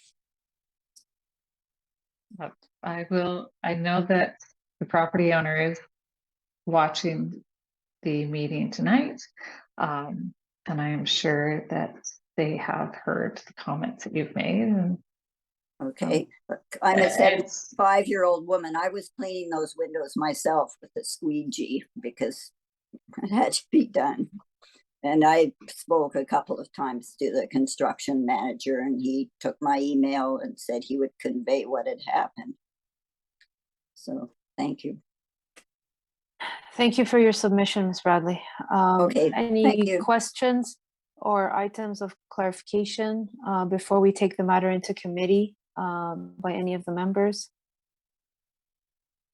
Go ahead, Mr. Dickey. Just on this issue of, I'd like to speak to the town plan on this matter of the 33% applying to the, also will apply to the future building, the gross floor area of the future building, and also this aspect of it has to be a daycare. Those are my two concerns. So I'm wondering if the planner would comment to say, can we write something in, or maybe in the planner's opinion, the town planner, does the 33% only apply to phase one building? To you, Madam Chair, Mr. Dickey, yes, the 20% limit in the zoning bylaw is as per footnote 5, which 5B, which states a maximum of 20% of the total net floor area of the building shall be cumulatively occupied by all users subject to this footnote. So these uses are calculated based on the net floor area of the building. So for each building, it will be calculated as 20%. And for this variance will be is changing the percentage from 20% to 33% of floor area of the building, as the footnote states. So in the future development will be subject to the footnote 5 percentage of 20%. Again, if there's a variance in the future, they wanted to, if there's an increase in that percentage proposed, they'll have to come back for another variance for that building. Yeah, that still doesn't. So we approve this at 33%. You're saying they cannot build 33% of those, or use that other building, 33% of the other building for those types of footnote 5 uses. If I'm understanding correctly, the footnote 5 limits those uses at 20%. I know, but if let's assume, or let's propose, or whatever, that we were to approve this variant. We approve this variant. Can they put 33% of the gross floor area into these uses in that second building? That's what I'm concerned about. Yes, that is correct. It's the 20% is per building, from what I understand.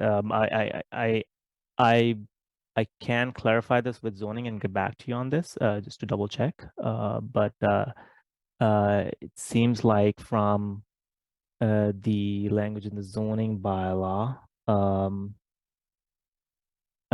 it seems as if the 20% is per the building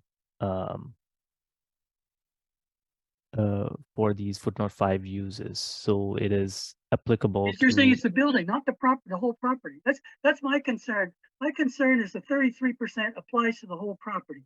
And when they build the second building, the 33% will always also apply to the second building.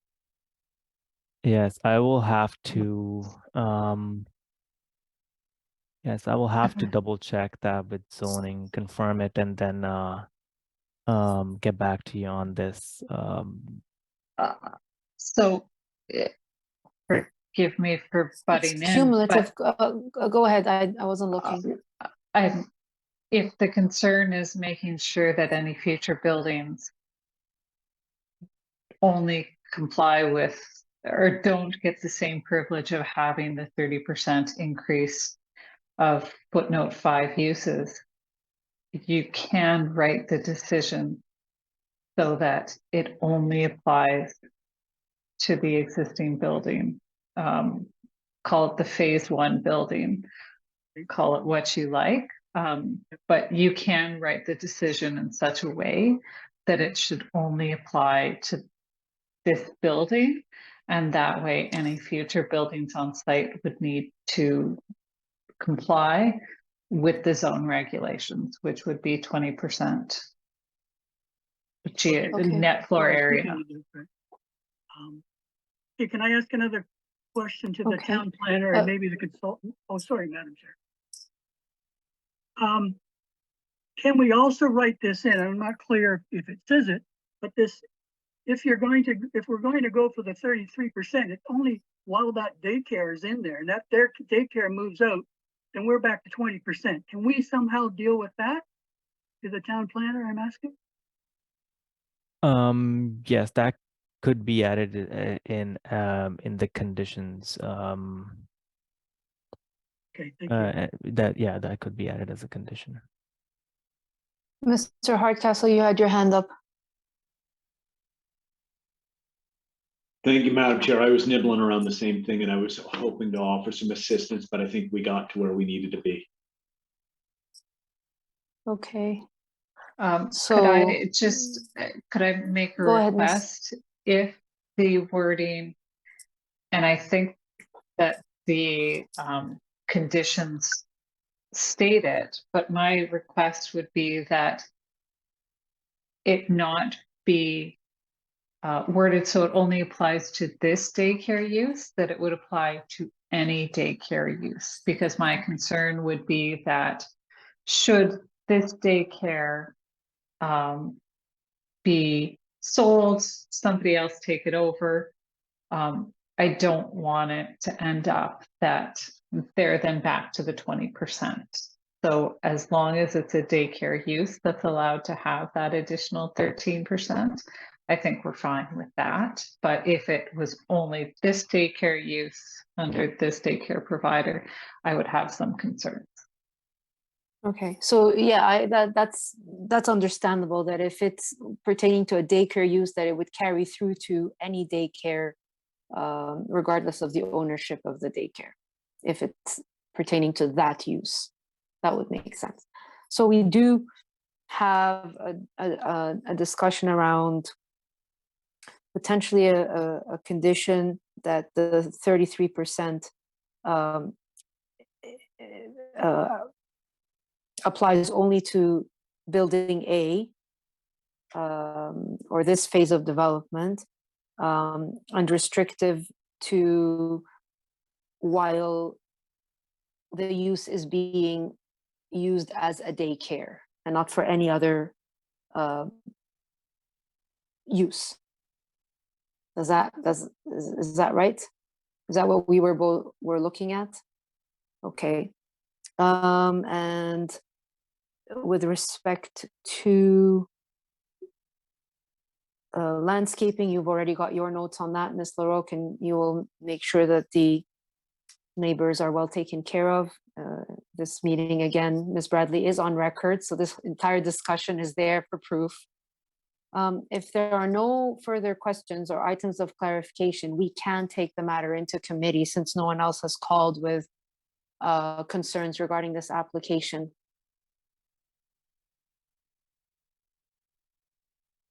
Mr. Hardcastle, you want to take a crack at it? I see the smile. I'm going by that. Yeah, thank you, Madam Chair. Now that I've figured out how to use my unmute button, I'll be happy to give it a shot, and maybe Mr. Dickey can put his 2 cents worth in if he has some additional thoughts. But I think I've figured this out. Thank you, Madam Chair. Having undertaken my site visit, having reviewed the material, having heard the presentation from Ms. LaRoque, and having heard the comments from Ms. Bradley, which I believe are largely a matter of relationship and existing fulfilling the requirements of the existing site plan and future site plan to come to address those requirements. And having read the staff report and this another great discussion here this evening, I'm prepared to put forward a motion at this point in time. I think that motion will be one of support of the application, subject to 3 conditions. The first condition being that the proposed daycare be constructed in general accordance with the future approved site plan, permitting the proposed outdoor play area associated with the daycare to the satisfaction of the Director of Planning. The second being that the additional net floor area apply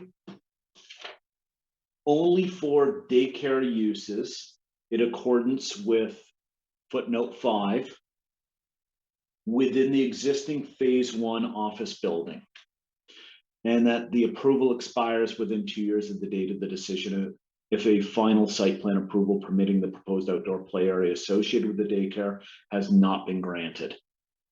I think that covers the issues that we were discussing. Yes, I agree. Madam Secretary Treasurer, did you get all of that? I'm just stuck until that additional net floor area applying only for daycare use. Then I missed the portion of the sentence. I said in addition, or sorry, in accordance with footnote 5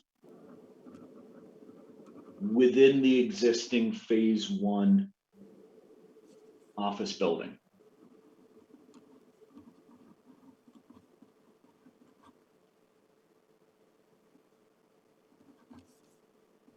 Okay, I got it. Thank you. You want to read it back to us?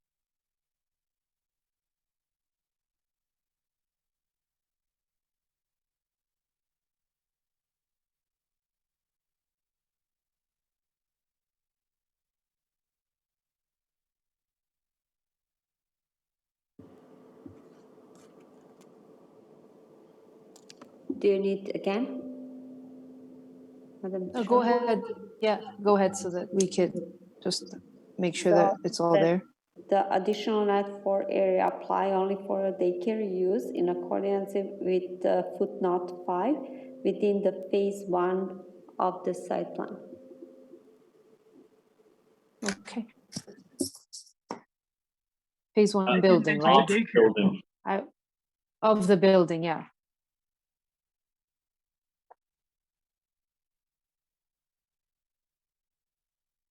Thank you.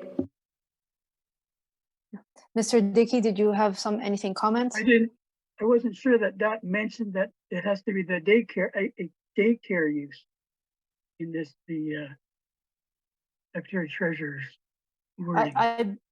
Okay, I'll have her read it one more time, but I thought I did hear that it applied for a daycare use within the phase 1 building. Okay, sorry, I missed that part. That's good then. I mean, yeah. Okay, thank you. Yeah. Are we all satisfied?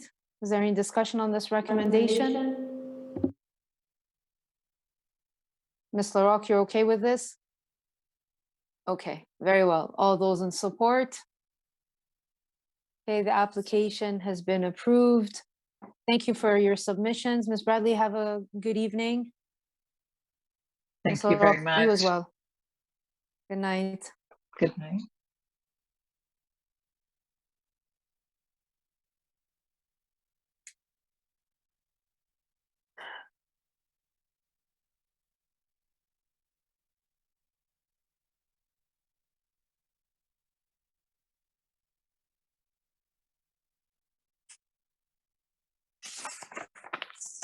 Okay. Application CAV 078 of 2023 at 39 Willis Drive. Again, it's application CAV 078 of 2023 at 391 Willis Drive. Yes. Good evening, Mr. Kieran. Go ahead. Good evening, Madam Chair, members of the committee. My name is Joris Kieran. I am the agent for this application. My office is located at 11 Bronte Road, Unit 31 in Oakville. Before I forget, as the committee members are probably aware, planning staff is, I used to say in a supportive, but the wording's different now. They say no objection to this application and its variances. They say, among other things, that the variances are minor in nature and appropriate for the development of the site, and there are no negative impacts to abutting properties or the streetscape. This is planning staff's wording. And also that staff is of the opinion that that the application satisfies the applicable tests under the Planning Act. Just wanted to state that for the record. I'll just briefly run through the variances that are being requested, and then I'm happy to answer any questions from the committee if there are any. So there's 4 variances on this application. I'll start with the lot coverage. So the lot coverage is a little bit higher. It's 29.98% being requested. 25% is permitted. The area that's bubbled there, the 2 areas at the back of the house, are really what's driving that number higher. So the covered rear porch, that's on the right of the back of the building, that is a single-story open structure. So not a huge contributor to massing. And on the left side, it's a portion of that garage area, which is a separate variance. And then a covered walkout stair area, which does have a second floor on it. But this additional area is occurring at the rear of the building, and about half of it is single-story open structure. The other variance depicted on this slide 1 is the front yard setback variance, which is it's more of a technical variance to bring this proposed dwelling more in line with the dwellings on either side. As you can see, we've just connected a line from the neighboring houses to show, you know, if you were to pull a straight line between those 2 buildings, we actually are still a little bit back from that. So even though it's a reduction from what's a reduction from what's permitted, this actually brings the house in a more appropriate location when it comes to a front yard setback. Slide 2, please. So this is the other variance. It's additional garage areas being requested to, I believe, 48 square meters, where 45 is permitted.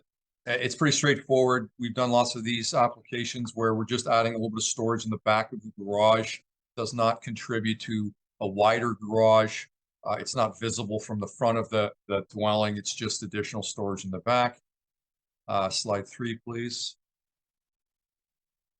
And then we have a very small RFA, residential floor area increase request, and that's really just to accommodate a laundry room on the second floor. And those are the 4 variances. I do have one more slide, which isn't related to any particular variance, but it's just to show the front elevation, just to demonstrate that we've taken significant steps in the design to bring the massing down and to have more of a 1.5-story look to this dwelling to offset the some of these variances being requested. Thank you. Thank you, Mr. Kieran. Are there any questions or items of clarification from Mr. Kieran at this time? Okay, I see none. Madam Secretary Treasurer, has anyone called with interest for this application? There is no any phone calls. Thank you. If there are no questions or items of clarification, we can take the matter into committee. Who would like to move a motion? Go ahead, Mr. Talowski. Hey, Madam Chair, I'd be pleased to move that this application be approved as applied for, finding it meets the 4 tests of the Planning Act. I'd note that it's a very sensitively designed building that I don't believe will have any impact. I would also note that there were no objections from the community. I would make that approval subject to the proposed dwelling being constructed in general accordance with the plans dated April 12th, 2023, and that the approval expire within 2 years if the building permit has not issued. Thank you, Mr. Talowski. Is there a discussion on this recommendation? Seeing none, all those in support? Your application has been approved, none opposed. Thank you. Have a good night. Have a good evening.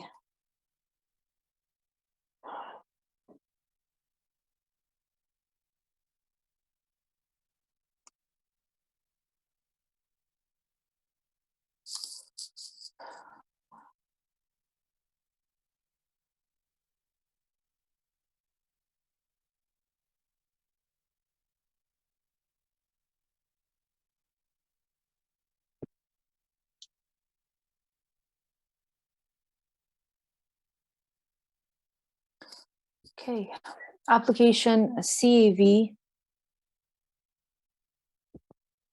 079 of 2023 at 15 Burbank Drive. Again, it's CAV 079 of 2023 at 15 Burbank Drive. We have one letter of support from Mr. Azizatava John, and a letter of objection from Jian Mao.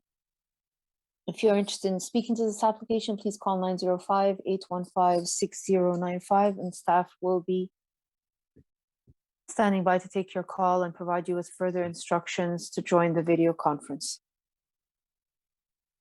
Good evening, Mr. Heater. Good evening, Madam Chairman, committee members. Jason Heater, HDS Dwell, on behalf of my clients at 15 Burbank. We're in front of you requesting 2 variances, one of which is rather technical in nature. If I can go to slide 3, I'll just briefly run through these quickly. There we go. It's a rather odd shaped lot. The arcing front property line opposite that is the empty park block. That is considered the rear yard lot line.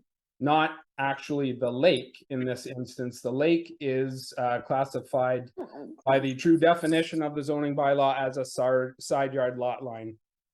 If we can go to the next slide, please. So this is the element.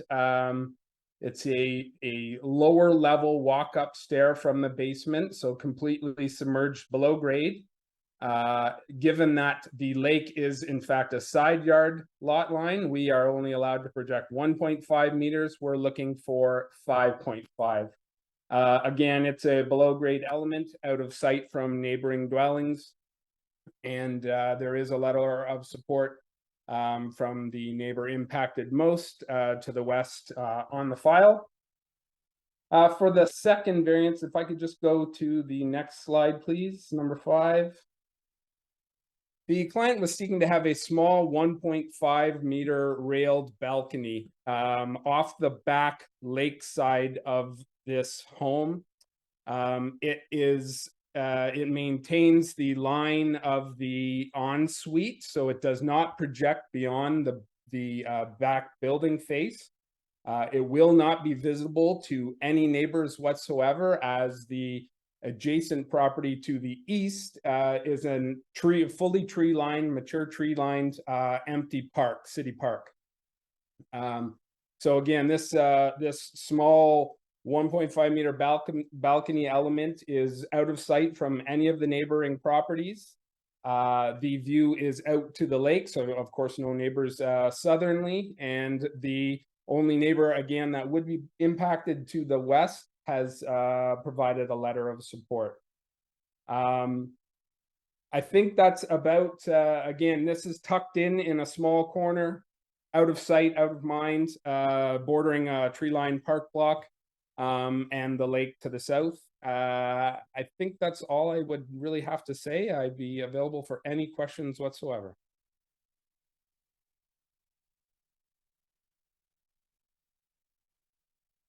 Thank you, Mr. Heather.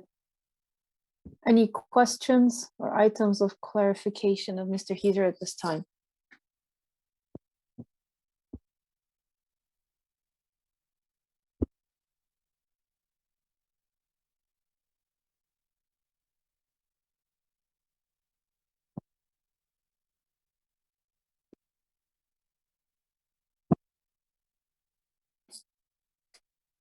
So the balcony is not permitted under the zoning bylaw.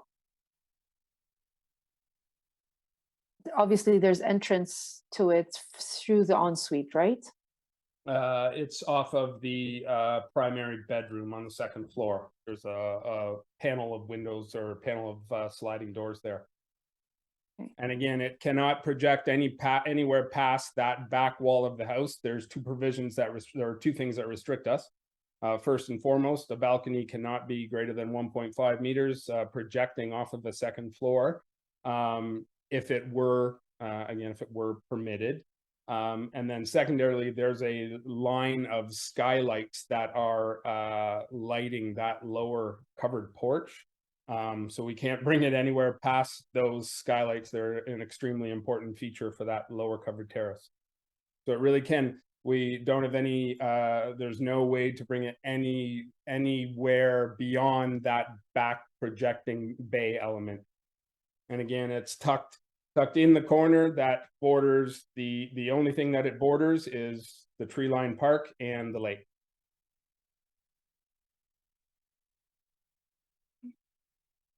Any questions or items of clarification of Mr. Heather?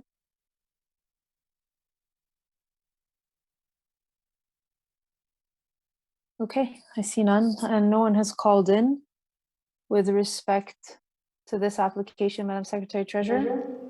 There is no phone calls at this time. Okay. Here's the letter.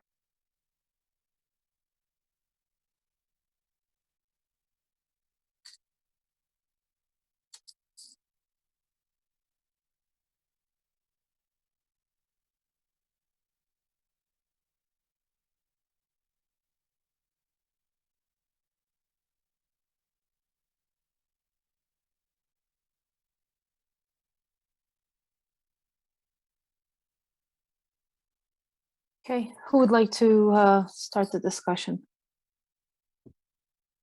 Go ahead, Mr. Hardcastle.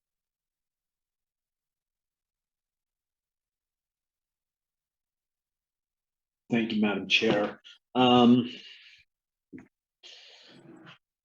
This is a bit of a challenging site given by the by the creation or the bylaw. My apologies, the bylaw interpretations of the lot boundaries and the creation of basically an L-shaped lot. It creates some challenges up against Lake Ontario.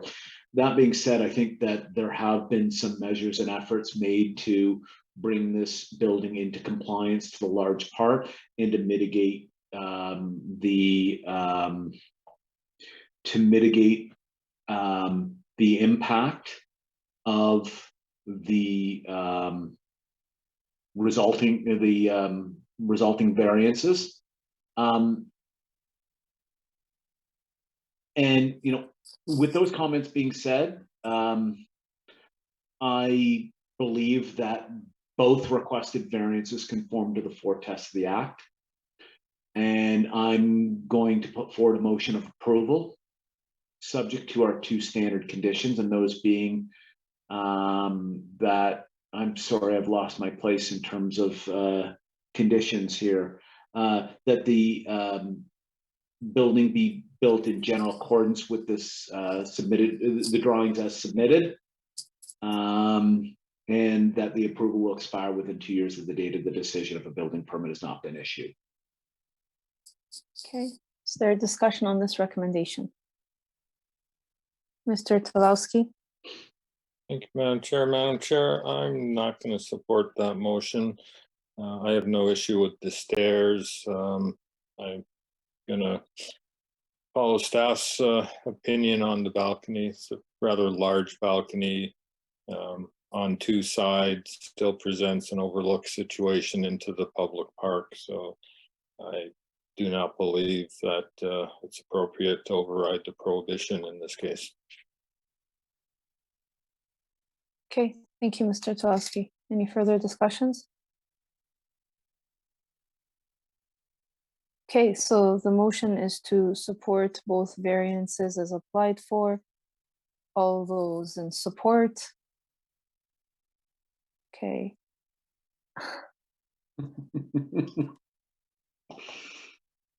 All those opposed? Okay, and the chair will refrain. So the application has been approved. I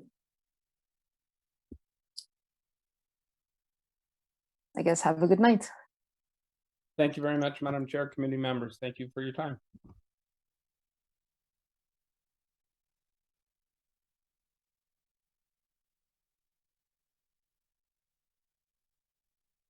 Okay, application CAV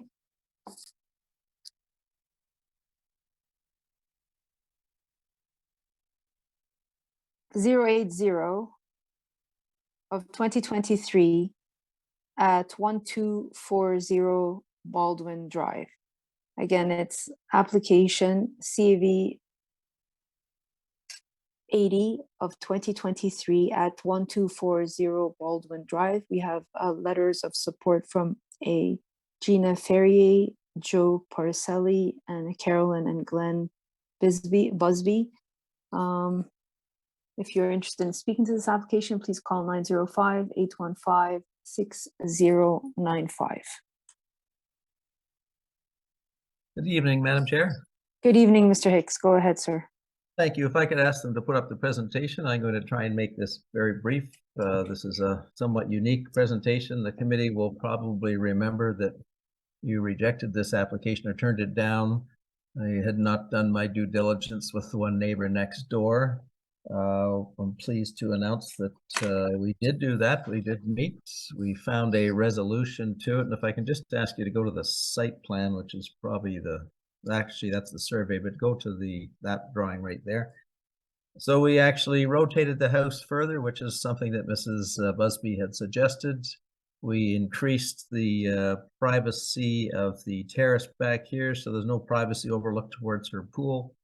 And in fact, we actually reduced some of the variances. If you remember correctly, this has that bizarre odd green piece that we have to build a house within that's almost impossible to build a house within.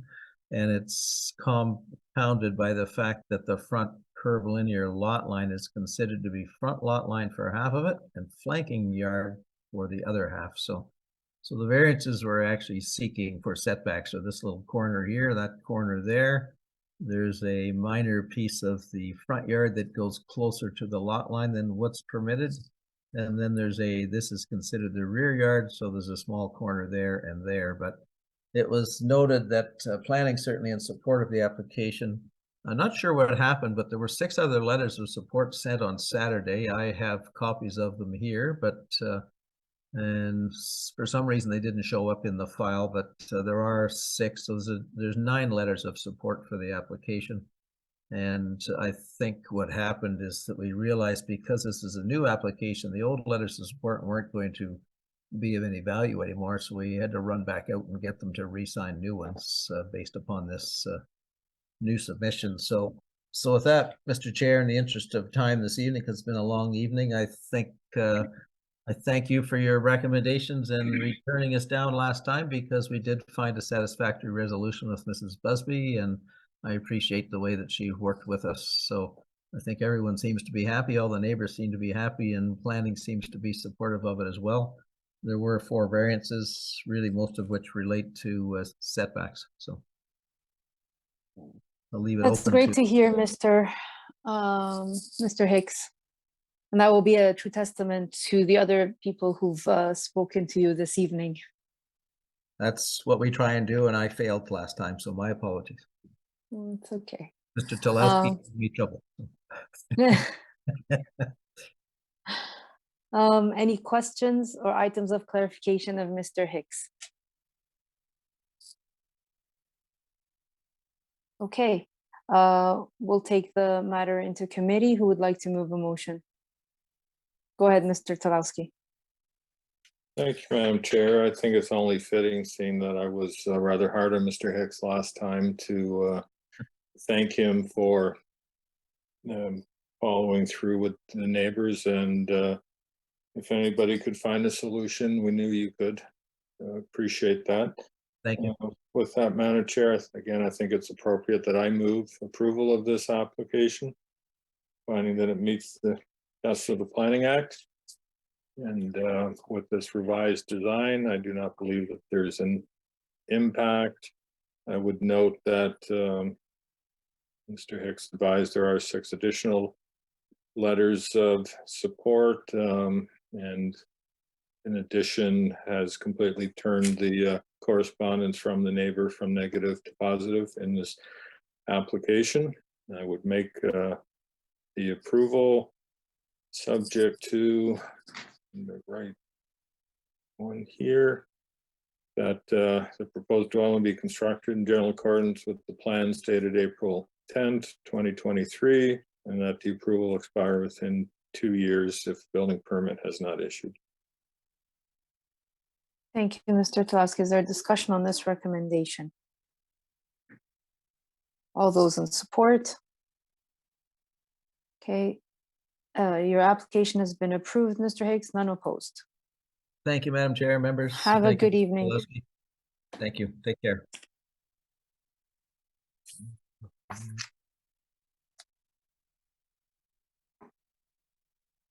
Application CAV 081 of 2023 at 84 Pebble Ridge Place. Again, it's CAV 081 of 2023 at 84 Pebble Ridge Place. And we have a letter of support from Mr. Adel Hassan. Please call 905-815-6095 if you have interest in speaking to this application. Who is the agent here? Mr. Demchek.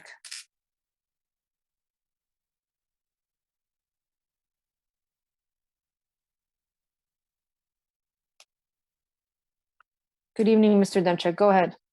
Good evening, members of the committee. I have prepared a very brief presentation for this evening. Thank you for putting that up on the screen. So my name is Paul Demchek of Victoria Urban Planning. I am the planning consultant on behalf of the applicant.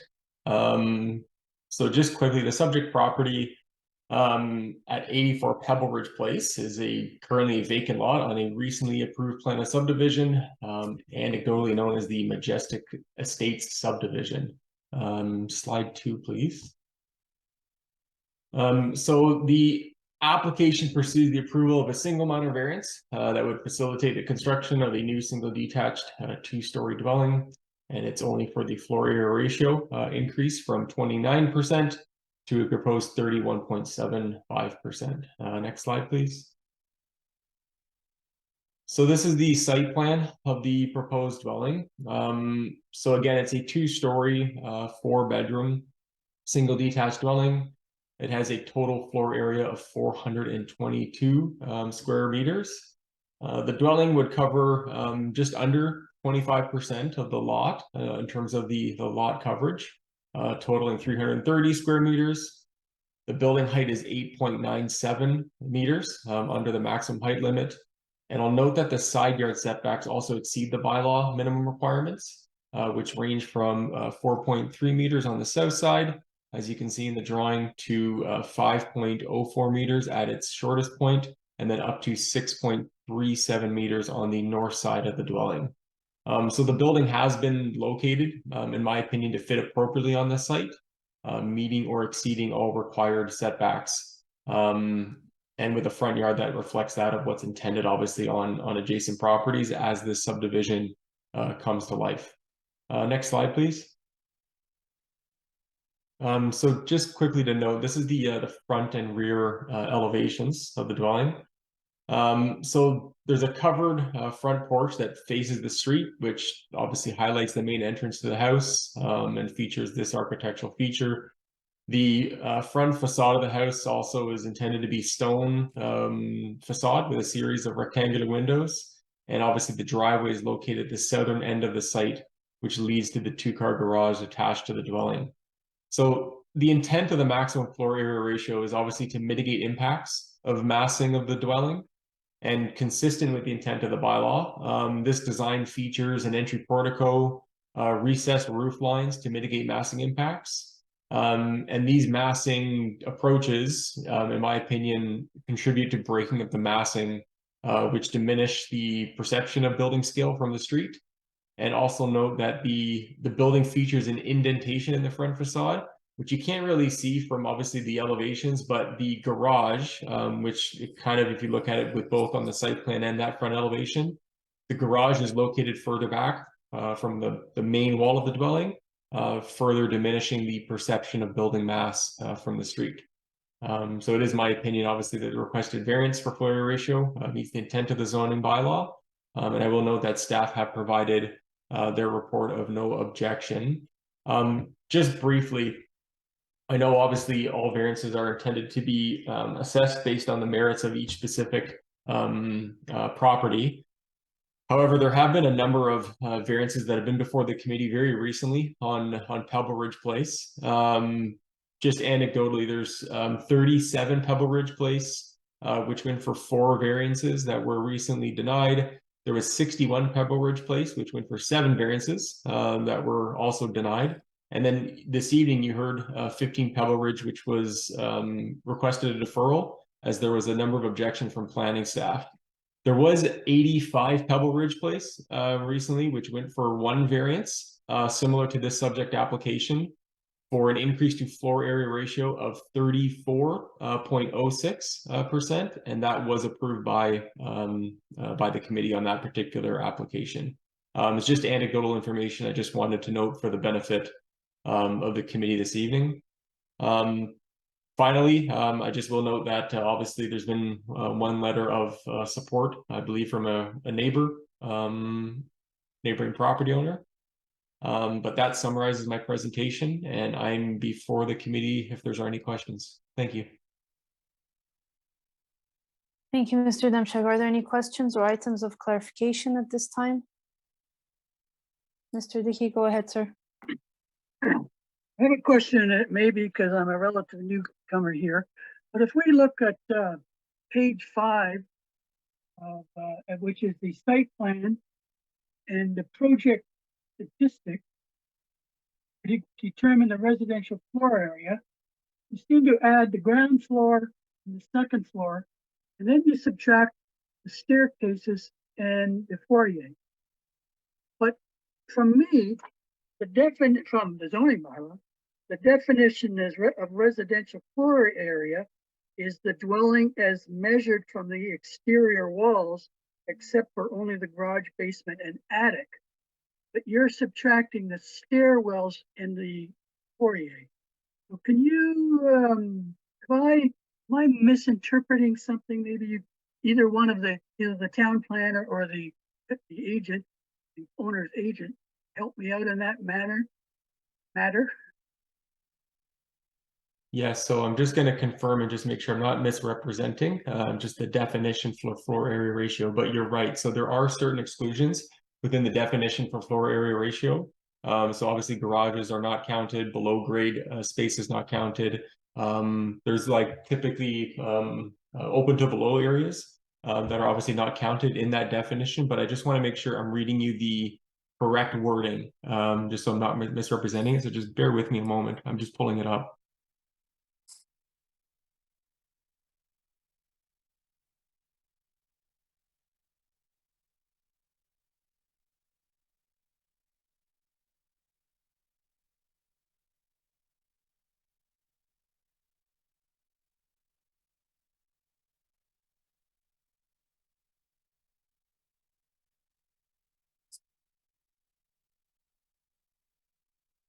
So there's a side note within the definitions of part 3 of the zoning bylaw, and it's located on the right side of the definition section in the bylaw. So it says, and I'll just read it. It says the new calculation of a residential floor area is modeled upon the previous RO1 floor area definition in zoning bylaw 1984-63, with fewer areas within the building exemption from the calculation. So then it goes on to state that foyers and cathedral ceilings are no longer counted twice in calculating residential floor area.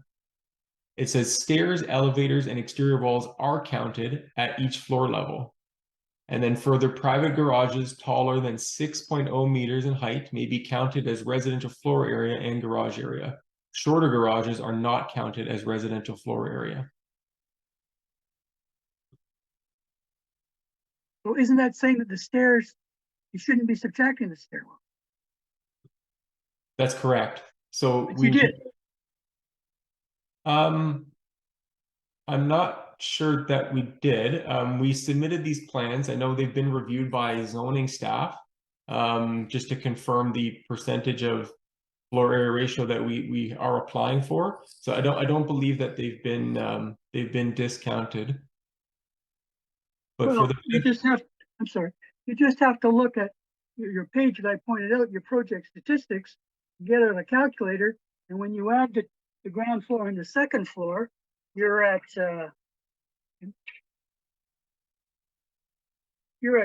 443 meters squared. And then you subtract out the staircase at 14.29 meters and the second floor staircase at 119.64 meters.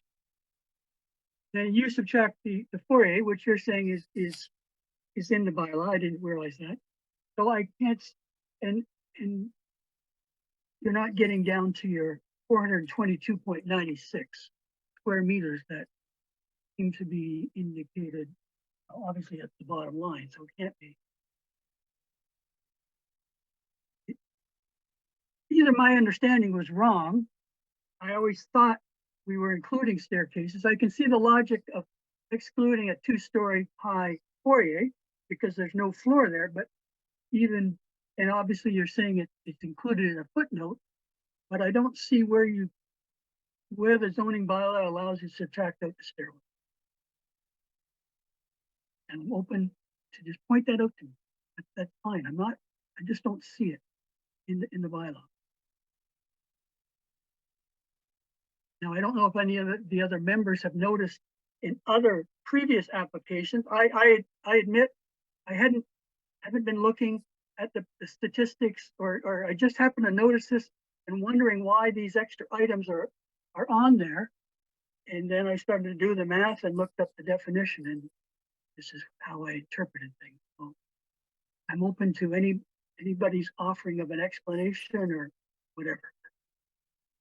So for the benefit of the committee, I will note that I believe there's a slight discrepancy between what is on the plans provided by the project architect and what was calculated by zoning staff in terms of the total floor area ratio. Being candid, I typically rely on the final determination of zoning staff because they're the one who will obviously use those plans and their interpretation to implement the future building permit. My client has already applied for the building permit. That zoning review was completed for this particular file based on the review of the plans. So for the benefit of the committee, I'm going to rely on zoning staff's interpretation as we are applying for this variance. Okay, so town planner, what's your comments on this matter? To you, Madam Chair, I would agree with Mr. Demchek that zoning has reviewed and the figures that the residential floor area figure that's been submitted is verified by zoning. So I would I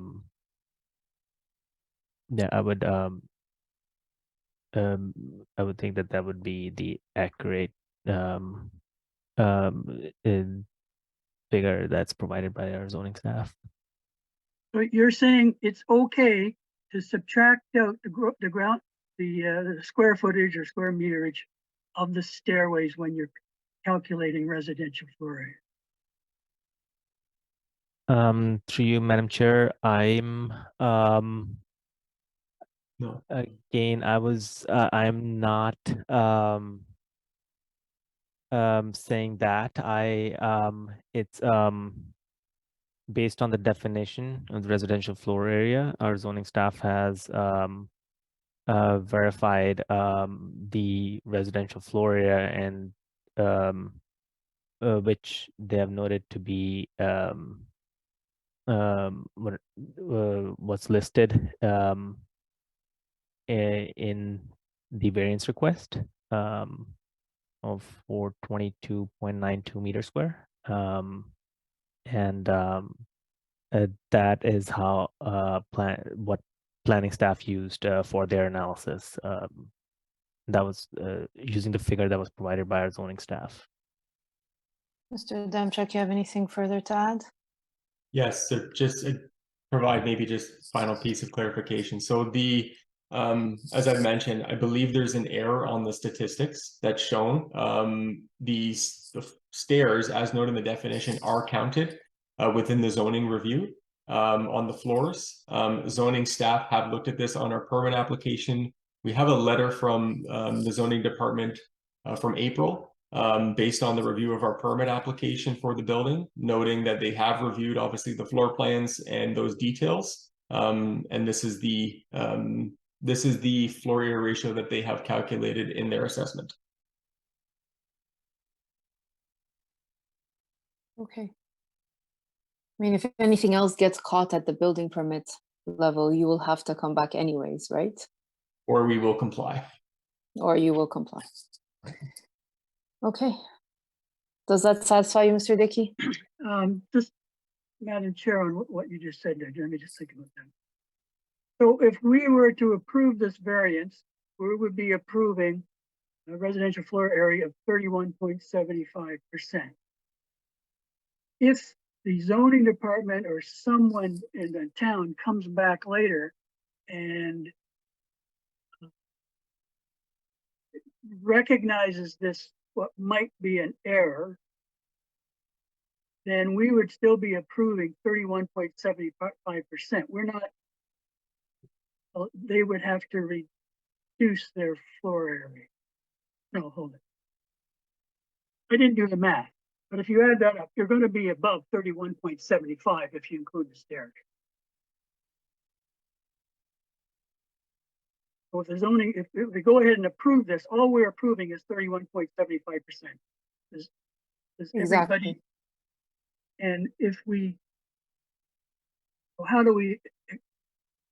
Oh, we're not just approving the plans as submitted. We're approving that 31.75, which may be of a concern that the plans are in error. I don't have a problem with doing that. I just, and allowing it to be caught later. But if that's not the case, then I would say I would have another thought about whether I want it.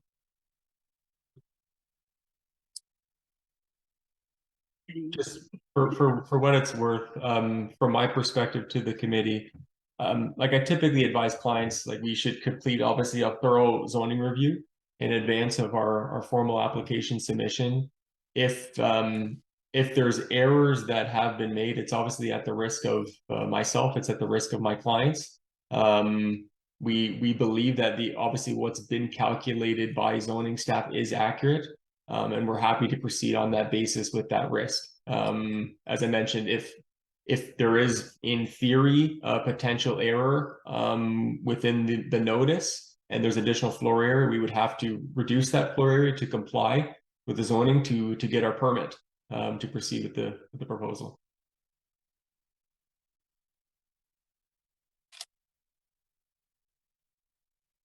Any other thoughts, comments?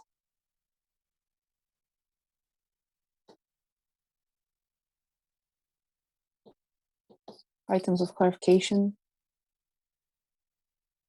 Again, can I just, Madam Chair, sorry. So can we reword the variance to say we're approving 31.75% and not have that number in there, the 422.96 square meters? To me, that number could be inaccurate. But that's why I'm saying we don't approve, we don't include that number in our approval. I don't think that number gets, oh yeah, it does in the variance request.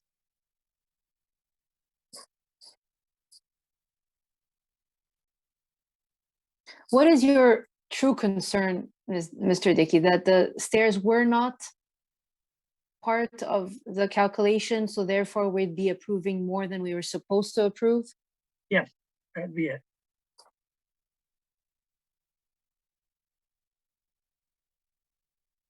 And planning staff are satisfied that the calculation was done correctly? Madam Chair, this we just analyzed the figure that was given to us by the zoning staff, and 31.75% of the lot area is 422.92 meters square.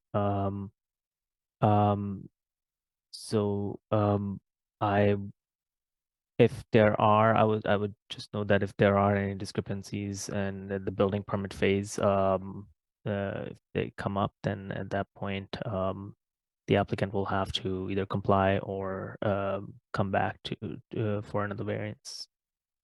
Okay, from my perspective, I'm satisfied with that. Mr. Toski, you have comments? Thanks, Madam Chair. Truly a unique evening tonight. This is the complete opposite of what usually happens.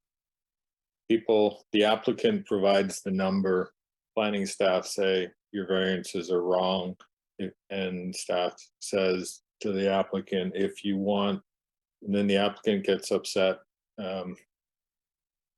But the staff response is, if you want to ensure you've captured all the variances, apply for a building permit and take it through the full zoning review, which in this case, that's what the applicant did. Unless I'm misunderstanding this. And I think partially what's confusing things is two separate calculations came out to virtually the same number.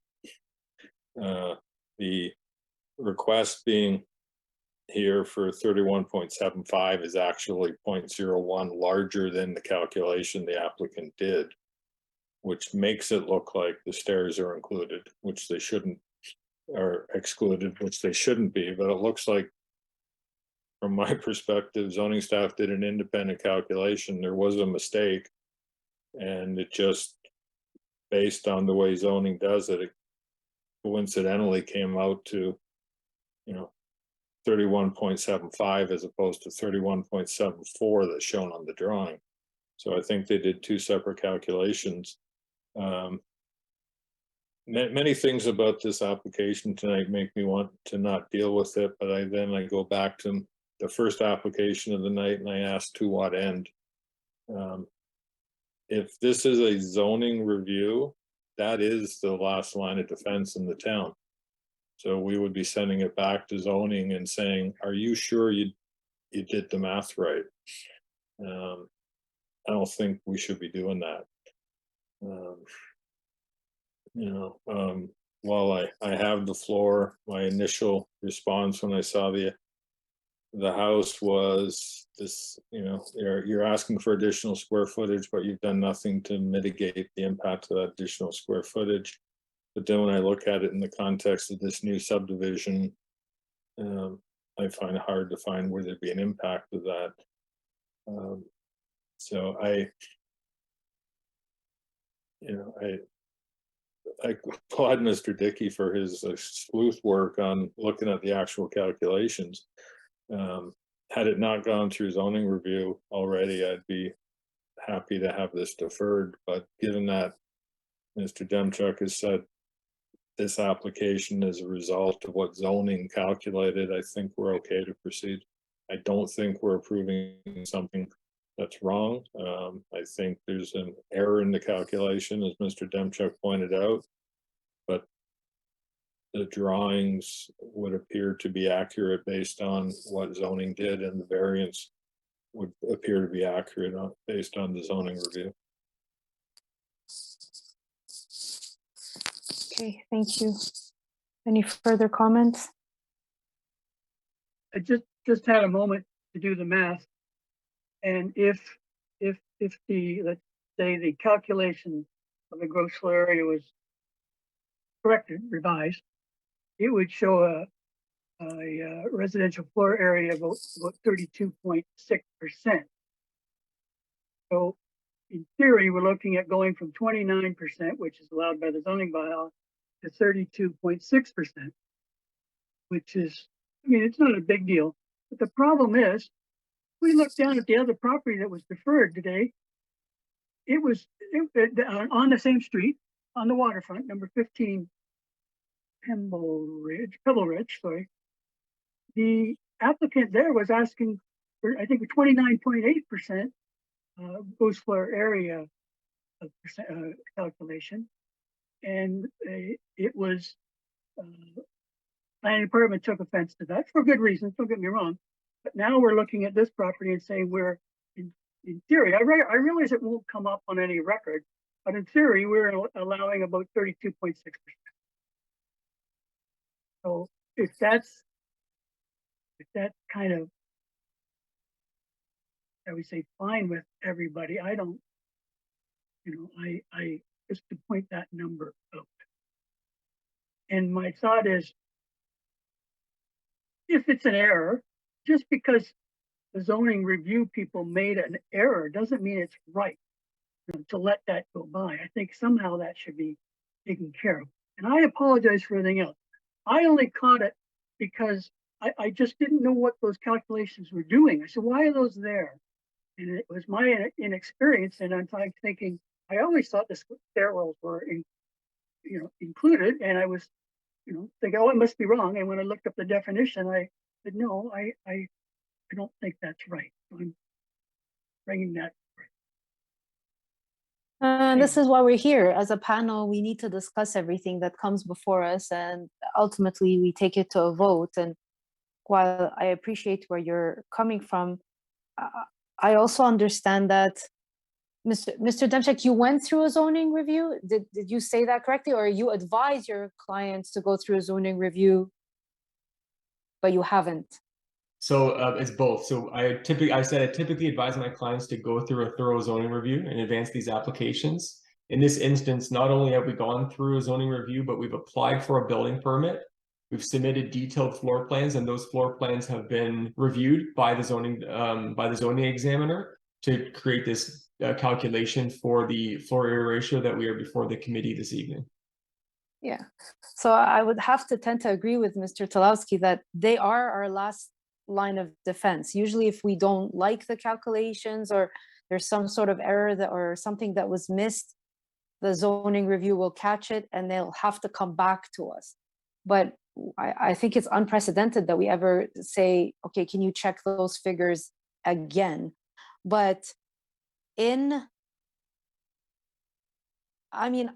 happy to put a condition like to double check those figures at building permit and ensure that it truly is a 31.75 that it was as applied for, so that the error, whether it's there or not, will get caught.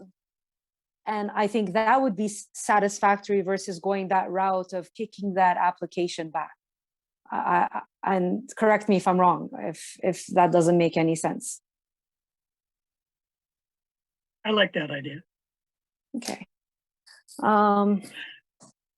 You're okay with that, Mr. Demchek, right? Like you're confident in those calculations. So either way, you'd comply, right? I have no objections to that condition. Okay. Mr. Mozaev? Yes, Madam Chair, that condition is satisfactory. Okay. Now it's up to the members. We need to make a motion. We need to amend the condition and we need to take a vote. So who's going to champion this crusade? Oh, I guess it's me. Okay, Mr. Dickey, go ahead. I should have been writing down your proposal there. I liked it. Okay, let's give you a second here. Based on my review of the owner's applicant, the site plan submitted, the building elevations, etc., together with my site visit and the presentation by the agent and the planning staff's report, and the fact that there are letters of support, I am satisfied that the variance is minor and conforms to the test of the Planning Act and would have no negative impact on the neighbors. And I put forth a motion that the application be approved under the condition that the two-story detached dwelling be constructed to the satisfaction of the Director of Planning. The approval expires 2 years from the date of decision if a building permit is not being issued for the proposed construction, and that the residential floor area be 31.75%. Oh, no, we can't say it that way. We have we to can't say say that that. the variance, we have to say that the variance approved is limited to 31 point whatever percent. Let me just look at it again. I mean, yeah, that to permit the maximum residential floor area, that the variance, I lost my wording. Madam Chair, could I jump in here and suggest that it would be a matter of just speaking to it as the lesser of the 31.75 or 422.92 square meters in accordance with the completion of a zoning review? Yeah, sure, that works for me too. I think that's fair because either way it'll get caught. Okay, thank you, Mr. Hardcastle. Madam Secretary Treasurer, for the third time this evening, did you get that? I know I didn't. I just got the Stuart that the variance approved are limited to 31.75% or 422.92 square meters. Okay, Mr. Arkansas, you want to repeat that the variance be limited to the lesser of the two, whether it be 31, yeah? Yeah, the lesser of the two. The lesser of the of 31.75 or 422.92. 0.92 meters squared.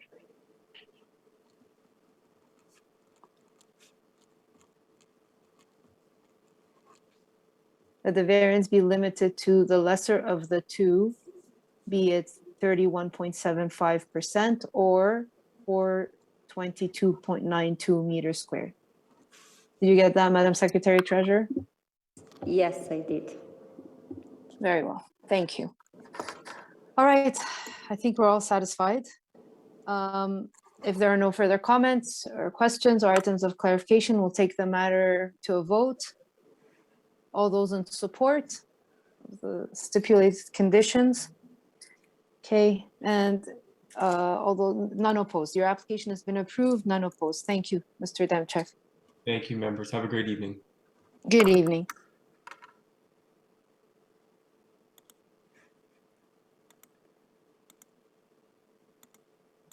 Okay, the last application of the evening is deferred from April the 19th of 2023, CAV 047 of 2023 at 473 Maple Avenue.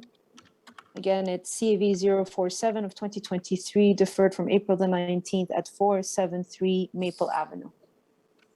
What do we have here? Hi, Madam Chair, and good evening, Mr. Griffiths. Go ahead, sir. How are you? Yes, my name is Andy Griffiths. I'm from Arc Image Design, representing Mr. and Mrs. Rowley at 473 Maple Avenue, and we're requesting a relief on the front yard setback from 6.87 meters to 6 meters to allow a covered porch at the entrance to their house and an extension or closed-in garage. There's a small carport there, which isn't really big enough for a vehicle, so we're going to be adding on a closed-in garage. So it's a fairly simple application, hopefully, but I'll explain a couple of things. One, the position of the garage is such that there's actually an existing sliding glass door that leads onto a patio, so we're kind of restricted moving the garage back any farther by that. And also, you can see that the lot is a bit of a pie-shaped lot, so moving it farther back would start to encroach on the side yard setback. So we brought the garage a little bit farther forward. The zoning bylaw allows for 1.5 meter projection from the existing house, and we're requesting a 2 meter projection from the existing house, still being well within the 6.0 meters that we're requesting for the covered porch. The other concern was the conservation of Halton. There is a floodplain in the area, but we passed it by them and they've issued a letter of no objection. Apparently the floodplain doesn't reach our property. And that's really it in a nutshell, I think. Okay, thank you, Mr. Griffith. Are there any items of clarification or questions of Mr. Griffiths at this time? Okay, I see none. There is no interest in this application, Madam Secretary Treasurer? There is no phone calls at this time. Very well. Very well. Then we'll take the matter into committee. Who would like to move a motion? Go ahead, Mr. Hardcastle. Thank you. Thank you, Madam Chair. Having undertaken my site visit, having reviewed the written materials, including the staff report, and having heard Mr. Griffith's presentation, I'm satisfied that the requested variances conform to the four tests of the Act. I think this is an adaptation to an existing dwelling, improving its usability, without a significant renovation. It's consistent with the kind of work that's been done in the neighborhood throughout. Circumstances of this lot ends up pushing the garage a little bit farther forward, but it's fairly consistent with what you see, and there will be no negative impact upon the streetscape or adjacent properties. So I'll put forward a motion of approval, subject to the two standard conditions, those being that that the proposed additions to the existing dwelling be constructed in general accordance with the plans dated January 25th, 2023. As submitted, the approval expires 2 years from the date of the decision if a permit has not been issued. I would note that there were no members of the public present with respect to this matter. Thank you, Mr. Hardcastle. Is there a discussion on this recommendation? Okay, all those in support? The application has been approved, none opposed. Thanks, folks. Thank you. Have a good evening. You too. Take care.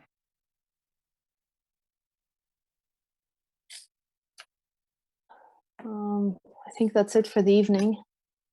We have minutes to confirm. Oh, not that.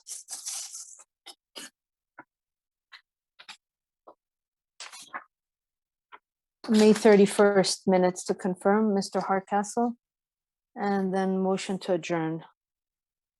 Thank you, Mr. Hardcastle. Yes, at 9:51.